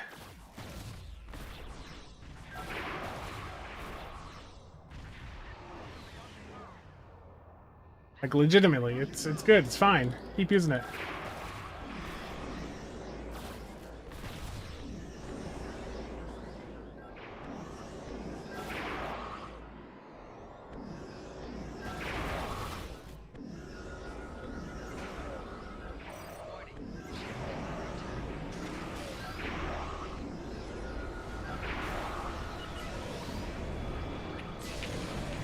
CSV misfire right off the bat. Look at that lag spike too.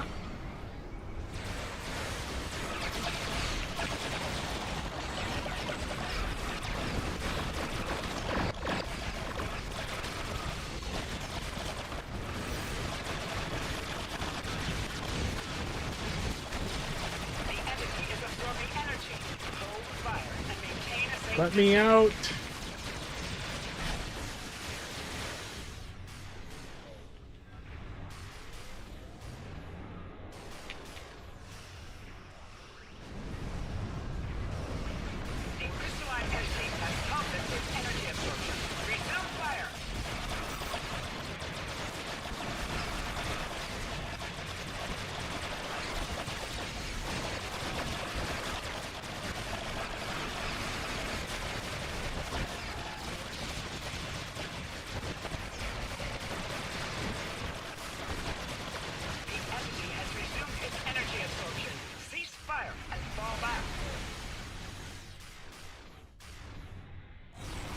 Yeah.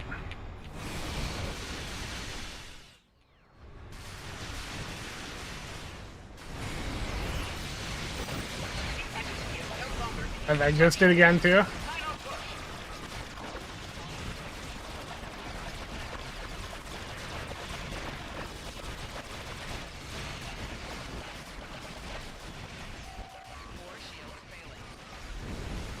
There we go. Beautiful. I didn't have my real time up, but let's look at the numbers. There we go. We got through it 90 seconds.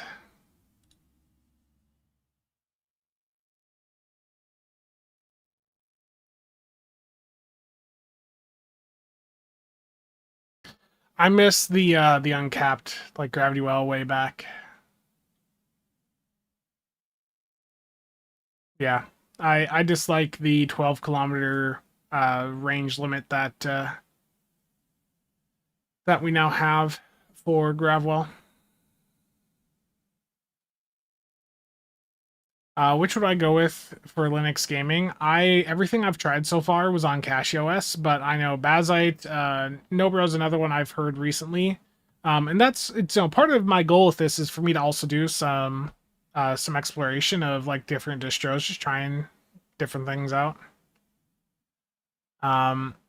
If something misfires, I mean, if the weapon proc is still gone.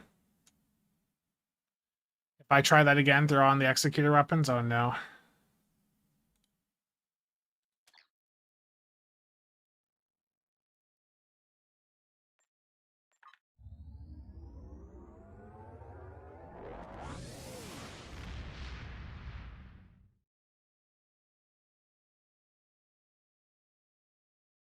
Oh, but back to the mini PC. I have something else I got. Hold on.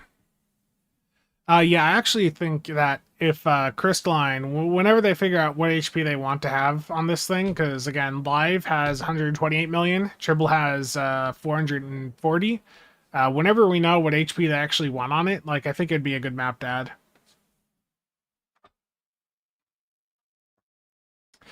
I picked something else up with that mini PC the other day. So the mini PC that I'm going to be using for this Linux stuff, it has an Oculink port on it. And for those of you familiar with how these work, that means that I could go in and hook up like an external GPU. So this computer, that again, that was $350, and the reason I didn't just use existing hardware I had on hand is because I needed something that wasn't going to take up much space, and also all my existing systems are used for other things. But I saw a deal the other day on Capital One Shopping where they had like 65% off on Temu, and I went and looked, and this was $80, and then I got $50 back from cash back, so I picked up an external GPU dock for $30. And that gives me something to, I've got a 9060 XT sitting over in a box right now that I bought as a spare GPU, like, right before everything went crazy at the end of last year. I got it for, I want to say I got the 9060 XT for like $280, $290. Yeah, so it'll be powerful and some more stuff to play with. In fact, it gives me, my hope is that, you know, I've talked about wanting to do stuff on this tech channel that I was wanting to start up earlier this year, but like the mini PC stuff, like maybe getting some coverage over there too might give me some new opportunities for things to do over there. There's a lot I want to do with that. In fact, I've now got like a proper camera here. I picked up a DJI Osmo Pocket 3 recently for a pretty good price. Got a good camera. Got some better gear to work with now. Lighting I need to improve still, but I got some ideas. What was the brand name? Did it say Palantir? No, it's Paladin or something.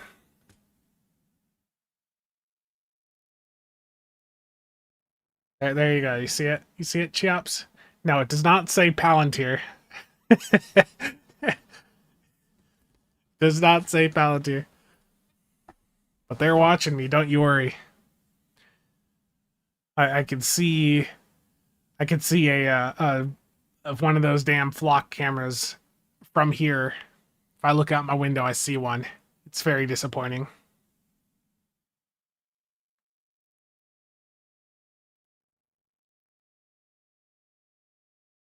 Yeah, that was a little bit annoying.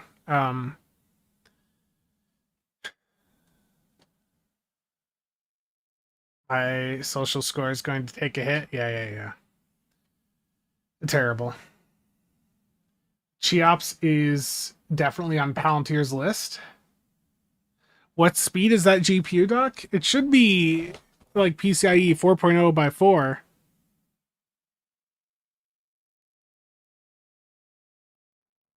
Don't tell me I missed some like special specification here. It should be PCIe 4.0 by 4, okay?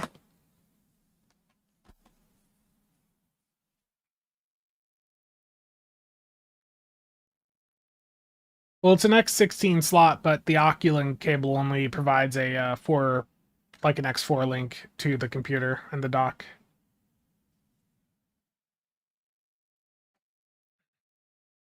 Yeah, I've seen that. Just beware, Palantir knows how much orange chicken you eat. I mean, they know everything about us. The amount of surveillance that happens against us nowadays is just wild. That's not the point of this stream.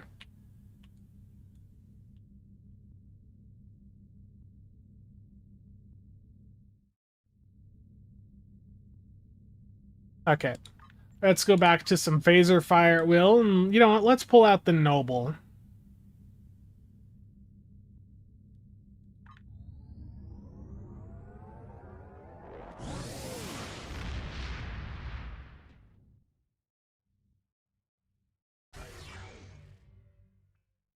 Noble with phaser fire at will. For the most part, they're aggregating OSINT, yeah. Yeah. Blizzard, I know. Terrible. This is where I gotta fit in like an Incogni sponsorship, right? Yeah, so you just type /channel underscore, or actually you don't need to do the underscore. That's the command to join the channeling game. Good segue money. I've never used that type of service, and from what I understand, seeing videos about that stuff, like you can technically just go out and do most of what they do yourself. They just are handling it for you.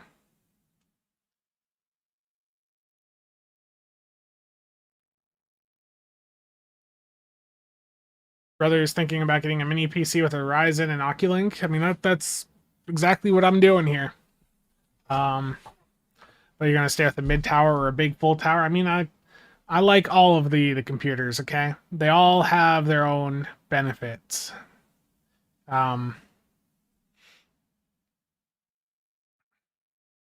just wish RAM was cheaper.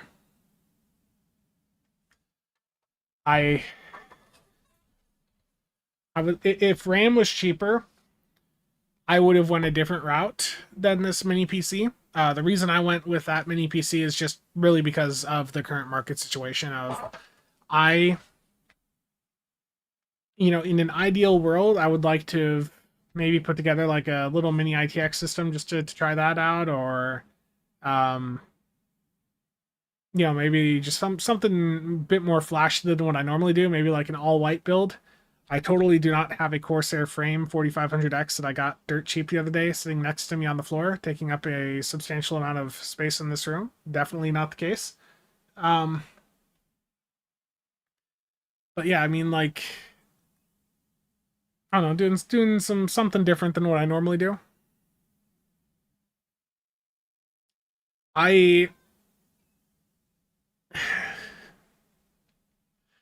Look, it was like $60 for a brand new frame 4500X, okay? It looks like a fancy case.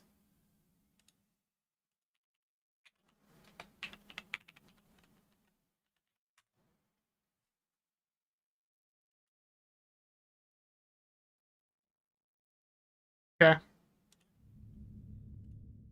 I didn't mean to close that out right there.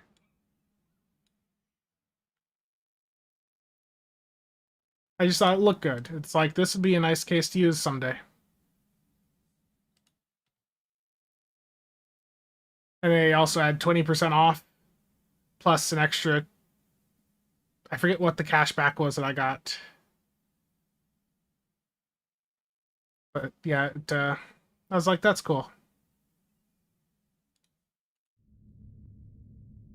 Just atrocious performance. Okay. Oh, let's take the group. Okay, I've got 2 in with me still. Okay, I need 2 people to X up. Let's do an infected. Crystalline's on countdown or cooldown here for the next 19. So I'm going to take the noble into an infected. If you guys want to join, I've got room for 2 more. Just X up in the CasualSAB channel.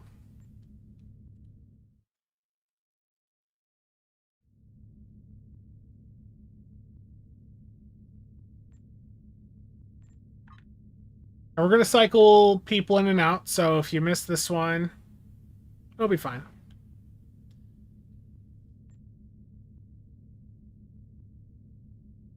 Nope. Terrible. In my opinion, new cases are so bad compared to those available 20 years ago. I agree in some ways that some of the older case designs are, were a bit more usable. The issue with modern case designs, and like showing, I already closed it, damn it. The issue with modern case designs is it's all about the visuals, and I mean, sure, there were cases a decade or 2 back, that had more of a visual focus as well, but it's all the storage being compressed down to M.2s on boards that really has sucked, because you're losing all these you know, all the slots for like hard drives, for other storage, for, you know, like a drive bay. Like you're missing out on so much of the stuff that added additional functionality to the computer in that way. Like nowadays, it's a struggle to find cases that are still going to support like a 5.25 inch, you know, bay and stuff like that. Smash their tempered glass through carelessness, yeah. The half X. Modern cases are aquariums. Lower RAM prices, so we finally get the PS7.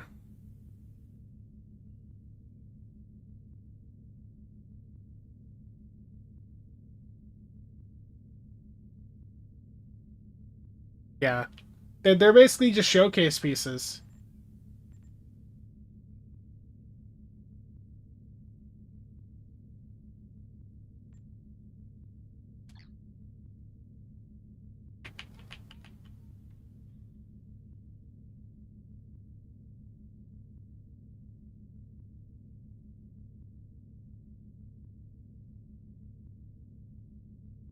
This Q will pop. There it goes. TFO's ready.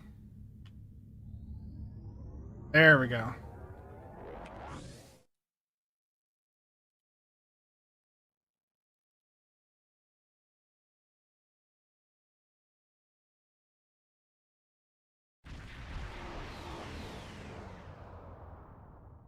The situation is grim.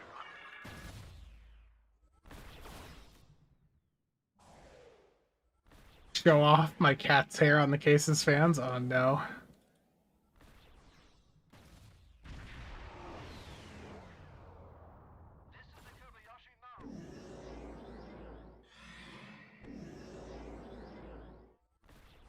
Didn't swap your ship.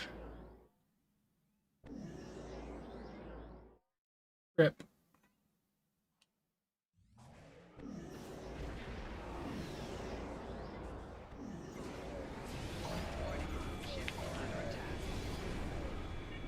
Scanning the nanite transformer. Gun. Additional ignites available.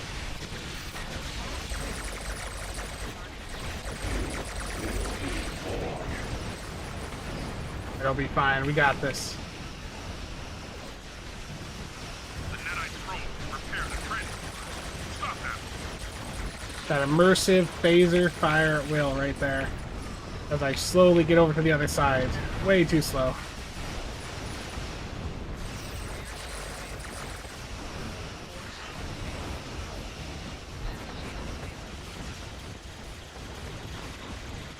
The probe is closing in on the transformer. Not a box batteries, no.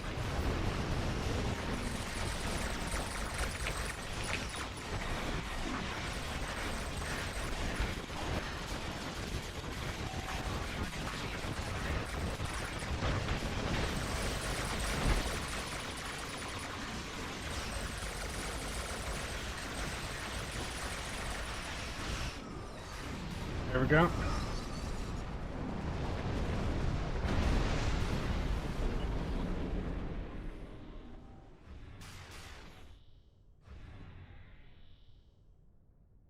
Nobura gives you more Sensors confirm that the transport customization, but the trade-off conduit is destroyed. more issues and troubleshooting needed. Bazite, however, is more like a console type experience. We will need to send Yeah, away I think is technological Bazite the survivors. one where it's sort of like almost like just like a Steam OS style experience?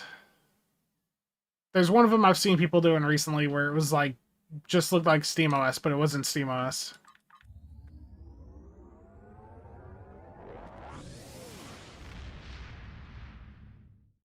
You see, that for me is not necessarily the experience that I would want. I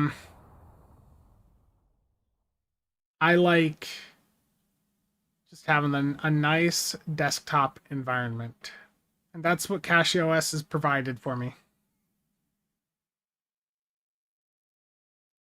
In fact, I was having a nice chat with someone the other night. someone very, very experienced with all this Linux stuff and um, going over like what if I was to, it would almost be a fun challenge to go in and just do like a full move over on my main desktop over to Kashi just to see what it'd be like. But I feel like I'd need to. It would be smarter for me to do that on like my secondary workstation first. Gotcha.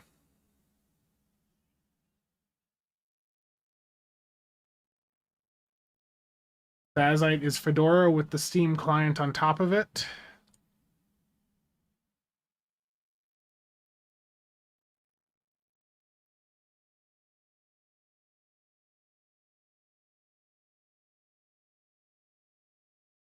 Yeah.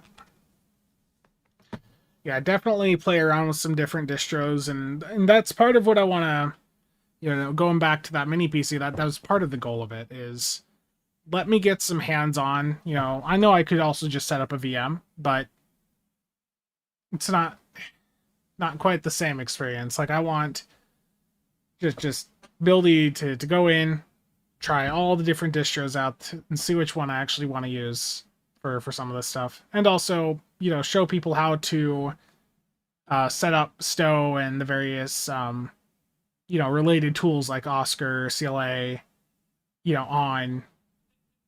on these different OSs.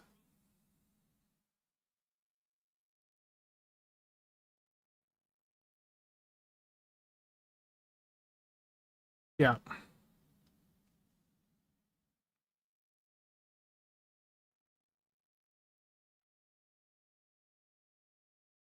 Terrible Dark Eddy. Good thing about Bazite is that it's immutable, meaning it's mounted read only, which makes it more difficult to get hacked. But I want to have my computer turned into part of a bot farm operation.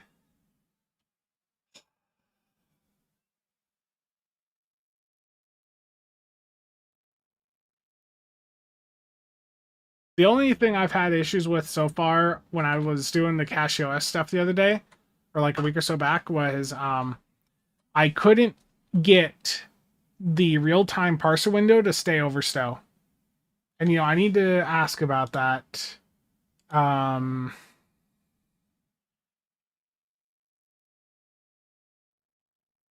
There's a bunch of conversations.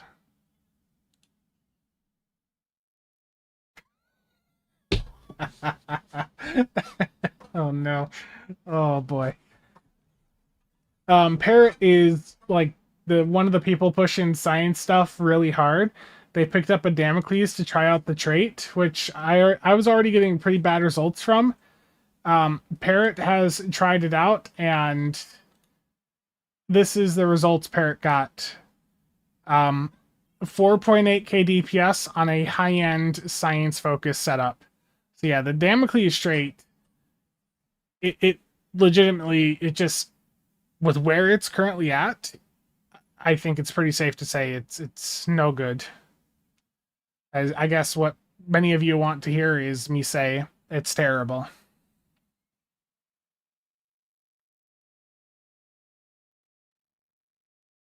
Yeah. I feel like if I could, there's still stuff I use on Windows that I know I'd probably have to like run in a VM or something, but I think it would be interesting. I just think, moving away from Windows, and if I can find a way to do it that works for me, then yeah. Yeah, let me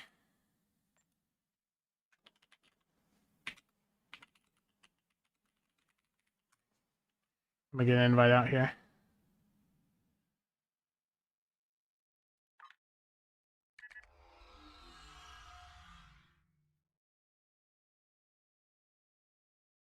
You have to run the Windows version of Oscar to get it to be on top of the window. Gotcha.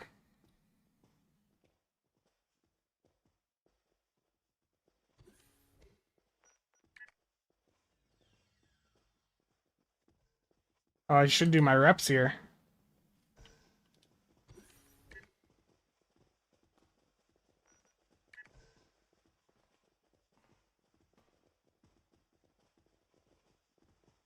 Fantoma, were you wanting a fleet invite? Then Thomas? Because it says you're already in a fleet. No, it's literally just that's not DPS. No, that's just go in and get enough hits with that weapon to equal that required damage. So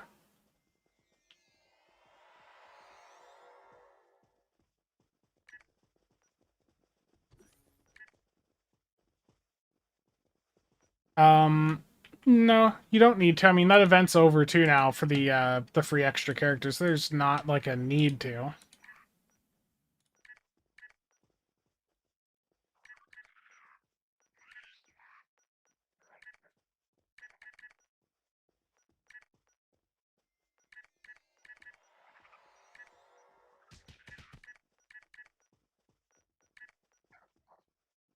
Yeah, and we have a Delta recruitment event starting up this month as well in June. Yeah, we can do it HSC. Let me just finish hitting these as soon as the window. They're going a little bit slow today, these windows.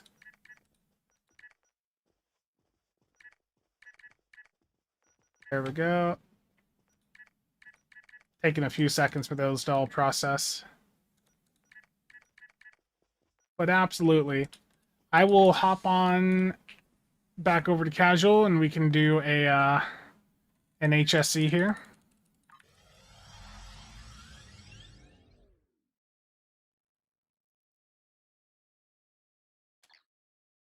Well, what I did in some cases too is I made the character and then I deleted it. So you just doing that got you the free slot. Let's bring the Damocles back in. I was just talking about how bad its trade is. Yeah.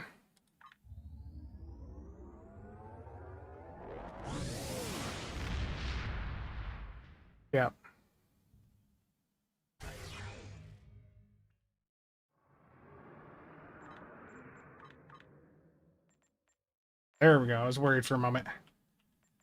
Who do I still have in this TFO group? Okay. Let's get 3 more people for a Hive Onslaught. X up in the CasualSAB channel, and I'll get invites out for Hive Onslaught Elite.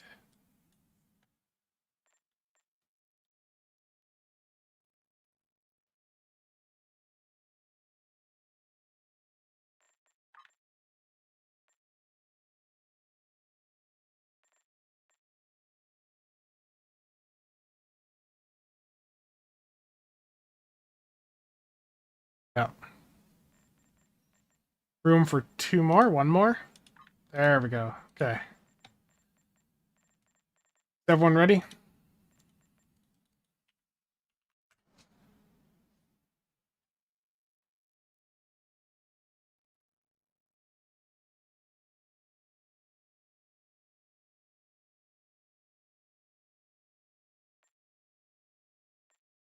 Okay, Snoopy, you're good to go? Oh, I didn't see it. R was cut off there. Okay, there we go. My chat window's a bit too small.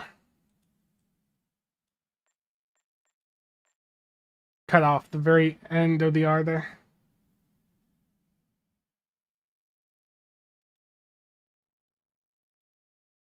And there was a stow announcement today for the Orion Orchid over on console. So console's going to get their promo run of the Orchid here from June 2nd up through June 30th.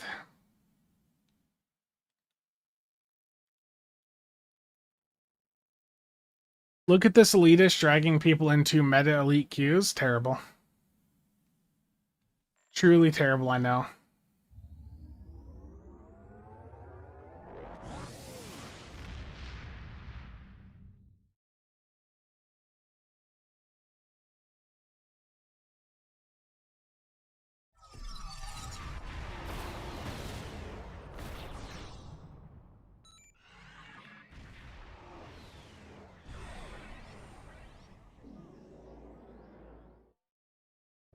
I know, logical. It really is truly, truly disappointing. I do want to get a follow-up video done for the Orion Orchid and also the Orion Interceptor. I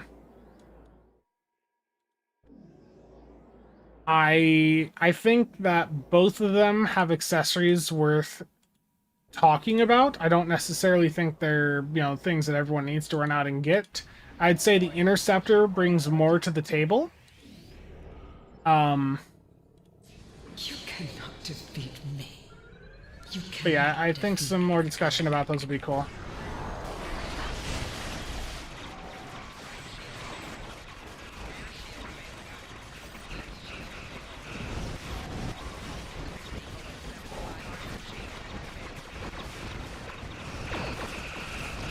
I forgot that my real time up again. I'm slacking.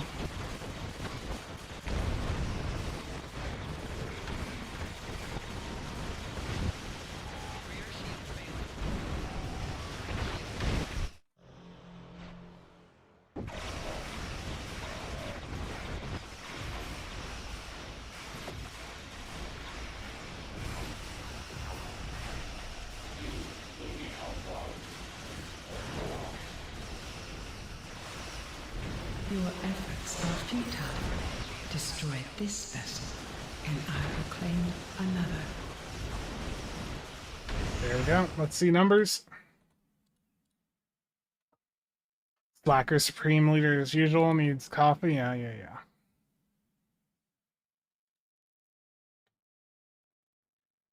Tax in there. Stupid got you at 36. Let me get CLA over here. Why is it doing this to me?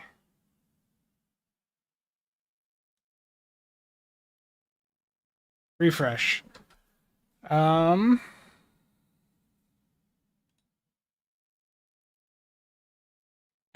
Light Drain, 509k. Hellbore Light Ignition, 26k.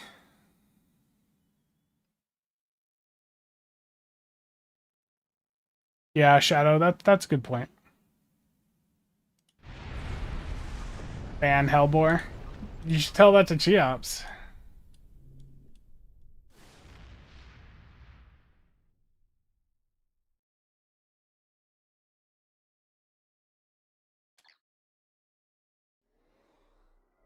That was a good run, though.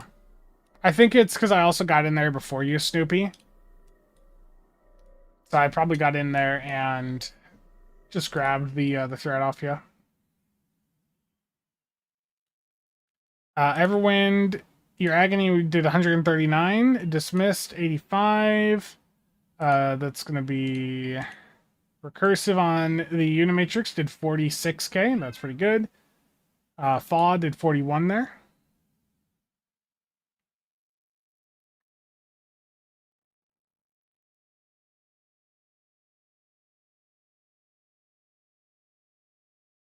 But yeah, I Shadow, I think there's a lot of room for some coverage on some, like, revisiting some of that older stuff to show how it, does in the modern state of the game, and also, revisiting and giving them modern build content.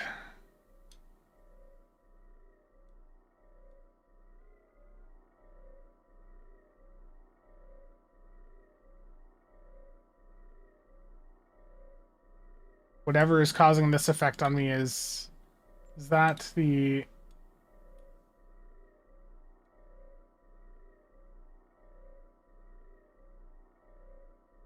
Whatever this is with this ship is weird.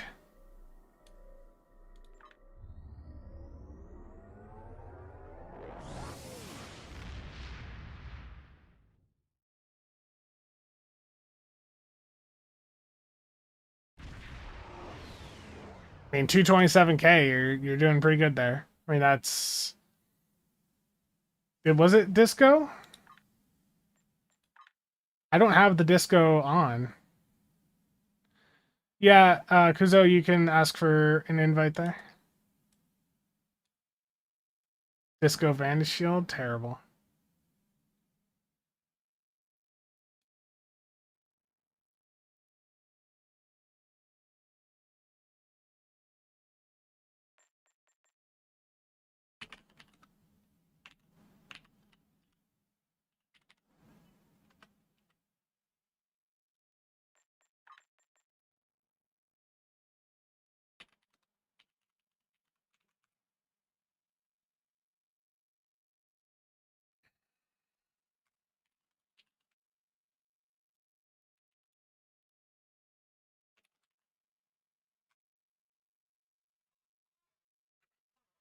Why is my skill level so variable? One time I will do okay, next time I will do horrifically bad. Is it just training to get my skills more stable? It's a matter of how quickly you are into the combat, you know, compared to the others there. That can be part of it. If you're using something like Agony, then that can be a bit more reliant on your team situation as well. Yeah, the team has an enormous impact on your performance, and especially in like a high DPS area, like it can be a matter of, did the other people just get there before you? Yeah, and the other thing is too is like when you're wanting to improve your performance, one of the best things you can do is, um, you know, record your runs. Like that's something I do every single solo ISC. I've basically got recorded.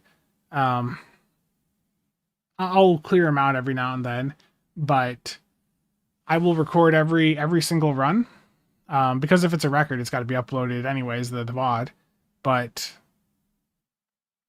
like it's good for review. Like you can see, where did I mess up? Where did I do well in this run? What did I do really well in this run that I should start to, you know, make sure I'm doing in other runs? What did I do bad in this run that I need to not do again?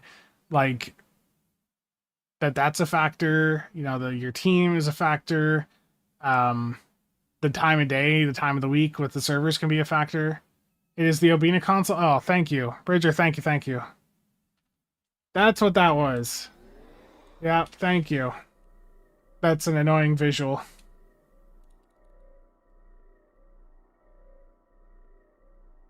Ugh.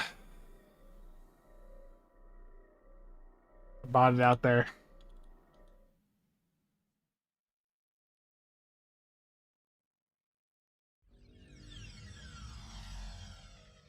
I just never noticed it before.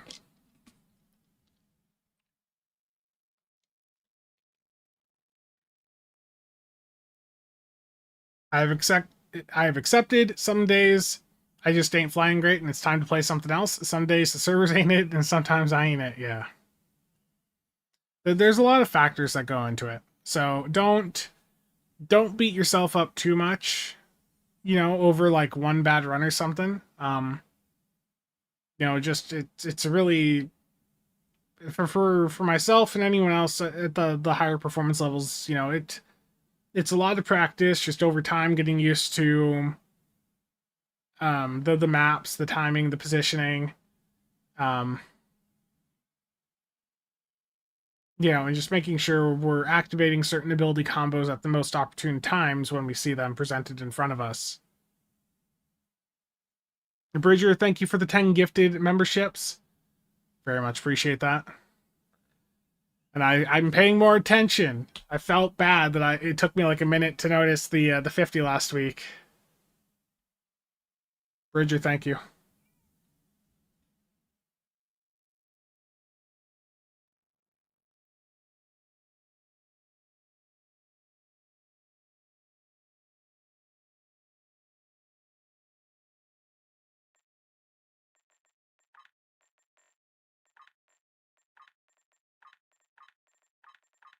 It didn't go for you because we were still in TFO.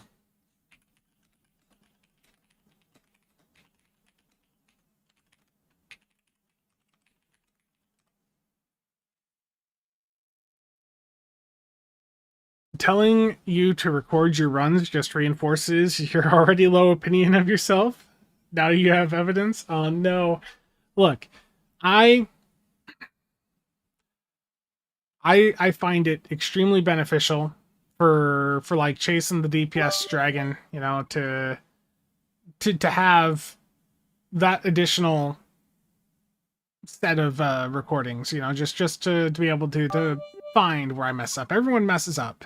Every single person you see doing high DPS has messed up. It's just how it is. Dan, thank you for the bits. You know, I'd mentioned, you know, with the solo ISE stuff, the Canoid did a ton of runs to take the top spot recently, and I mean they've got it over myself, Michi, Cheops.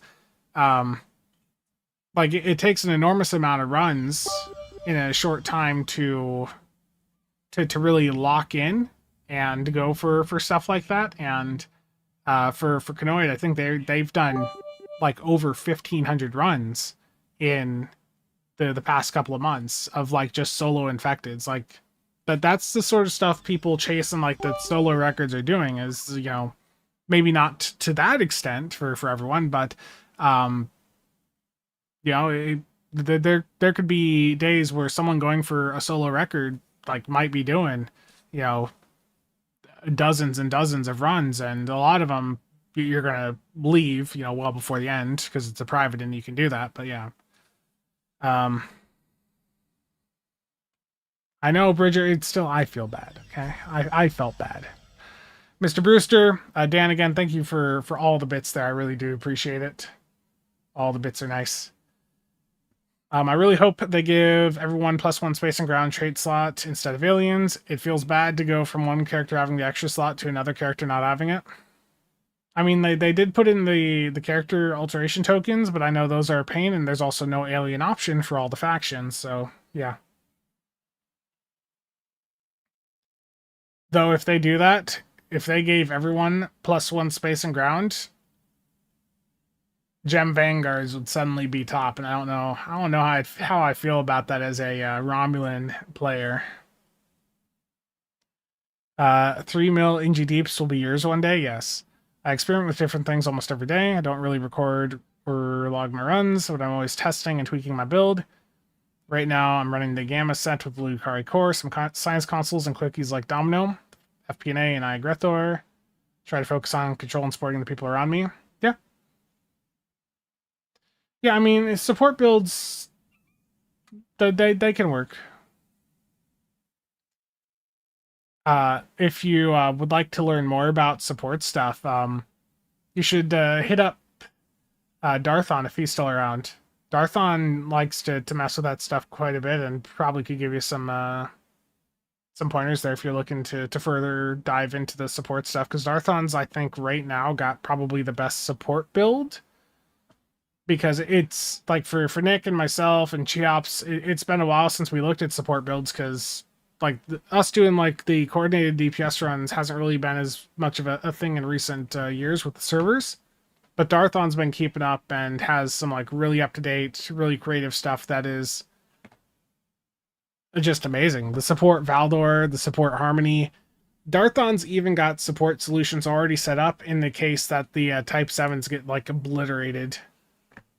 Like, Darthon is prepared for everything. And he's also probably not here right now, which is truly terrible. What's this message? It's all practice. All the solo ISCs are practice. Support builds feel good. They feel more like Star Trek. They help produce the higher numbers also. Yeah, I mean, Vanguard Jem'Hadars are right up there with like a Romulan character, to be honest, especially if you don't care about the cloaking. The Jem'Hadars are legitimately really good. And let's not forget Darthon is on the best career path. Yes, Darthon does have an engineer.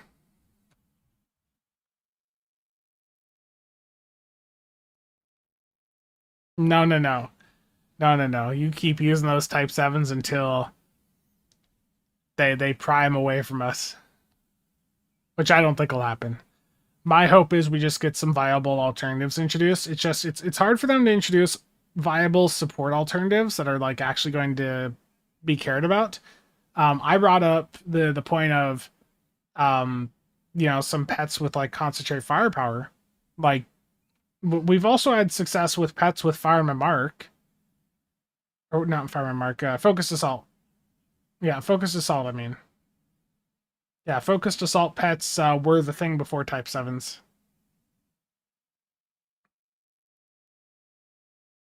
They give the Captain Alteration tokens away too with a couple giveaways throughout the year, so.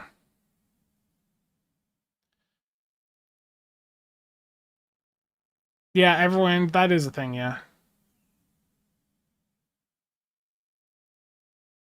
Neojet. They could start by giving us good Federation fighters.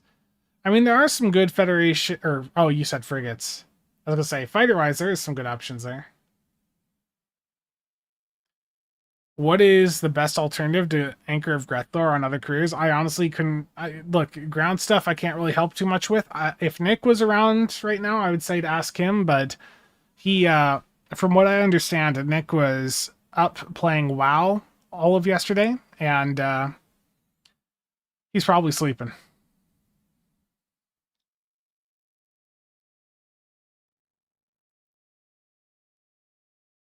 Never seen it do that before. Yeah. Pets with Gravwell would be a bit wild. A shuttle that fires tribbles. Okay, Crystalline Catastrophe Elite is available again if we want to do another. I'm just realizing I do have a somewhat recent... I did a tort build on the Grawl recently, so... I could... No, that was not really that good performance-wise. I'll just take the Damocles in. Do something different than Crate. But, yeah. I need 4 people that want to do a Crystalline Catastrophe Elite on live. Just X up in the CasualSAB channel, and I'll get you in.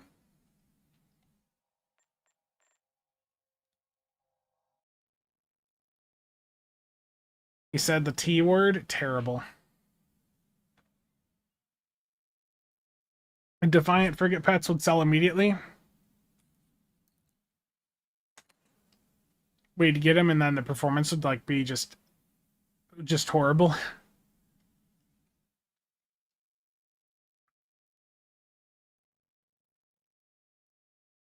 Nobody want to join for the Crystalline Catastrophe?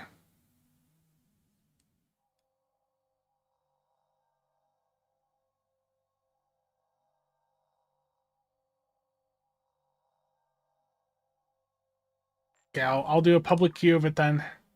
I'm gonna swap to a bit more deeps here. Let's be different. Let's bring out the good old Anorax. I think I have a CSV setup on this. I hope I do. Now I'll do a public. Let's see how it goes in a public queue. Yeah, Crystalline Catastrophe Elite. Gonna go public queue for it. Let's give it a go. This will probably be the last one for the stream. Because I was planning to cut things off around noon Central today, just because stuff to do, and it is 11:59.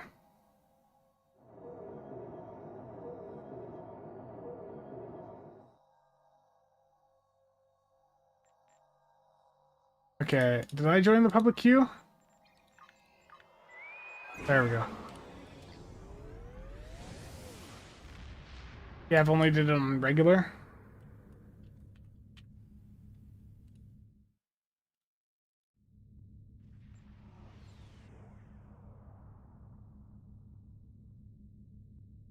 Quick pop, never a good thing. Well, it's because I said I was going to queue for it, and some of you probably did, and then I didn't actually queue for it because the, initially there, I was still in the private system, so it sometimes bugs out.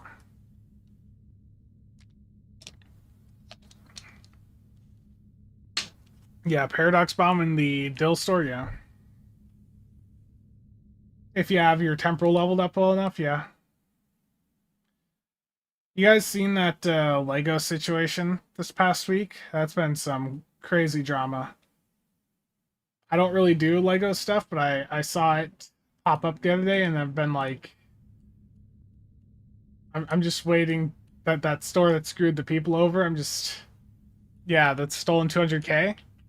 Yeah, Bricks and Minifigs is like some US store that does Lego stuff, and they screwed some guy out of his like his dad's $200,000 Lego set. Yeah, it's been pretty wild.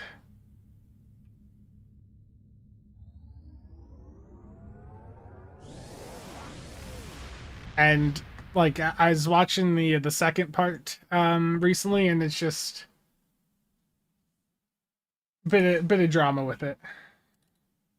Oh, we got new giveaway that was just announced. I'm gonna be showing this off after I finish this TFO. Your assistance in taking I'll link the thread. There's like a mega thread over on Reddit. Basically, Bricks and Minifigs like was screwing recommended countermeasure. over that family.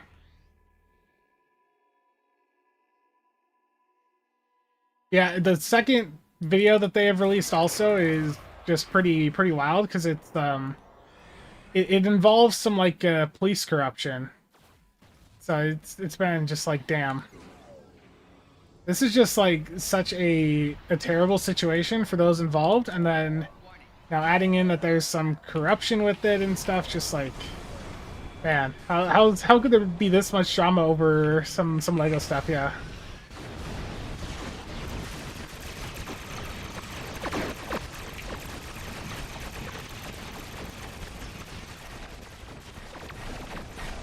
The entity is absorbing energy. Hold fire and maintain a safe distance. Get away, get away.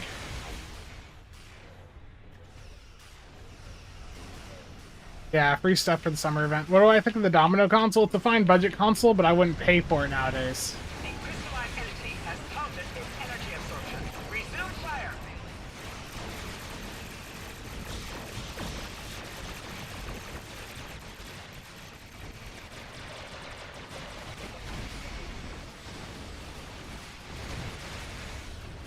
Yeah. The entity has resumed its energy absorption. Cease fire and fall back.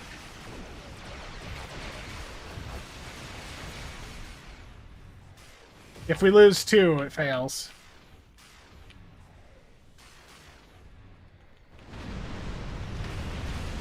The entity is no longer in its absorption phase. Final push.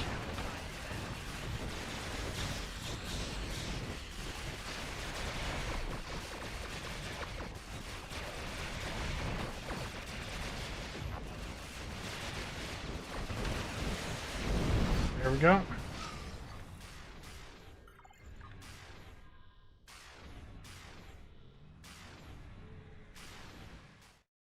Let's take a look at that parse. Analyze. I got outdone by the engineer again. Tragic. Truly tragic. Dan showing off with that OP meta engineer.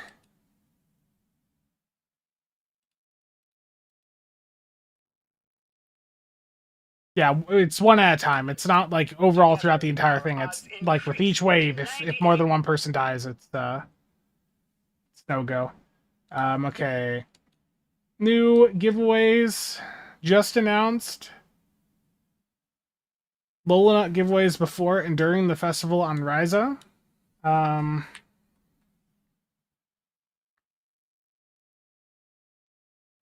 Okay, so the giveaway, so every day in the lead up to the summer event, there's going to be some giveaways, and today's giveaway is 1 XP boost.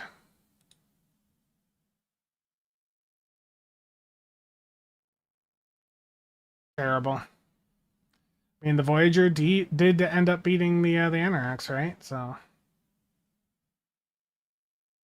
not necessarily the way you'd hope, but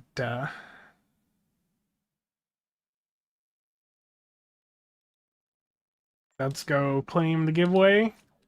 Promotions, there it is. There's the giveaway for today, is a 25k experience point bonus pool. Okay, so I do have some new stuff to cover too in a video, so this giveaway popped up at a good time, so I'll make sure to include that. But I do need to wrap things up for now, so thank you all for tuning in to the stream. Logical? No. Terrible. Yeah, thank you for tuning into the stream. Let me just take a look at something here quick before I go. Okay, we'll raid Cornholio on Twitch.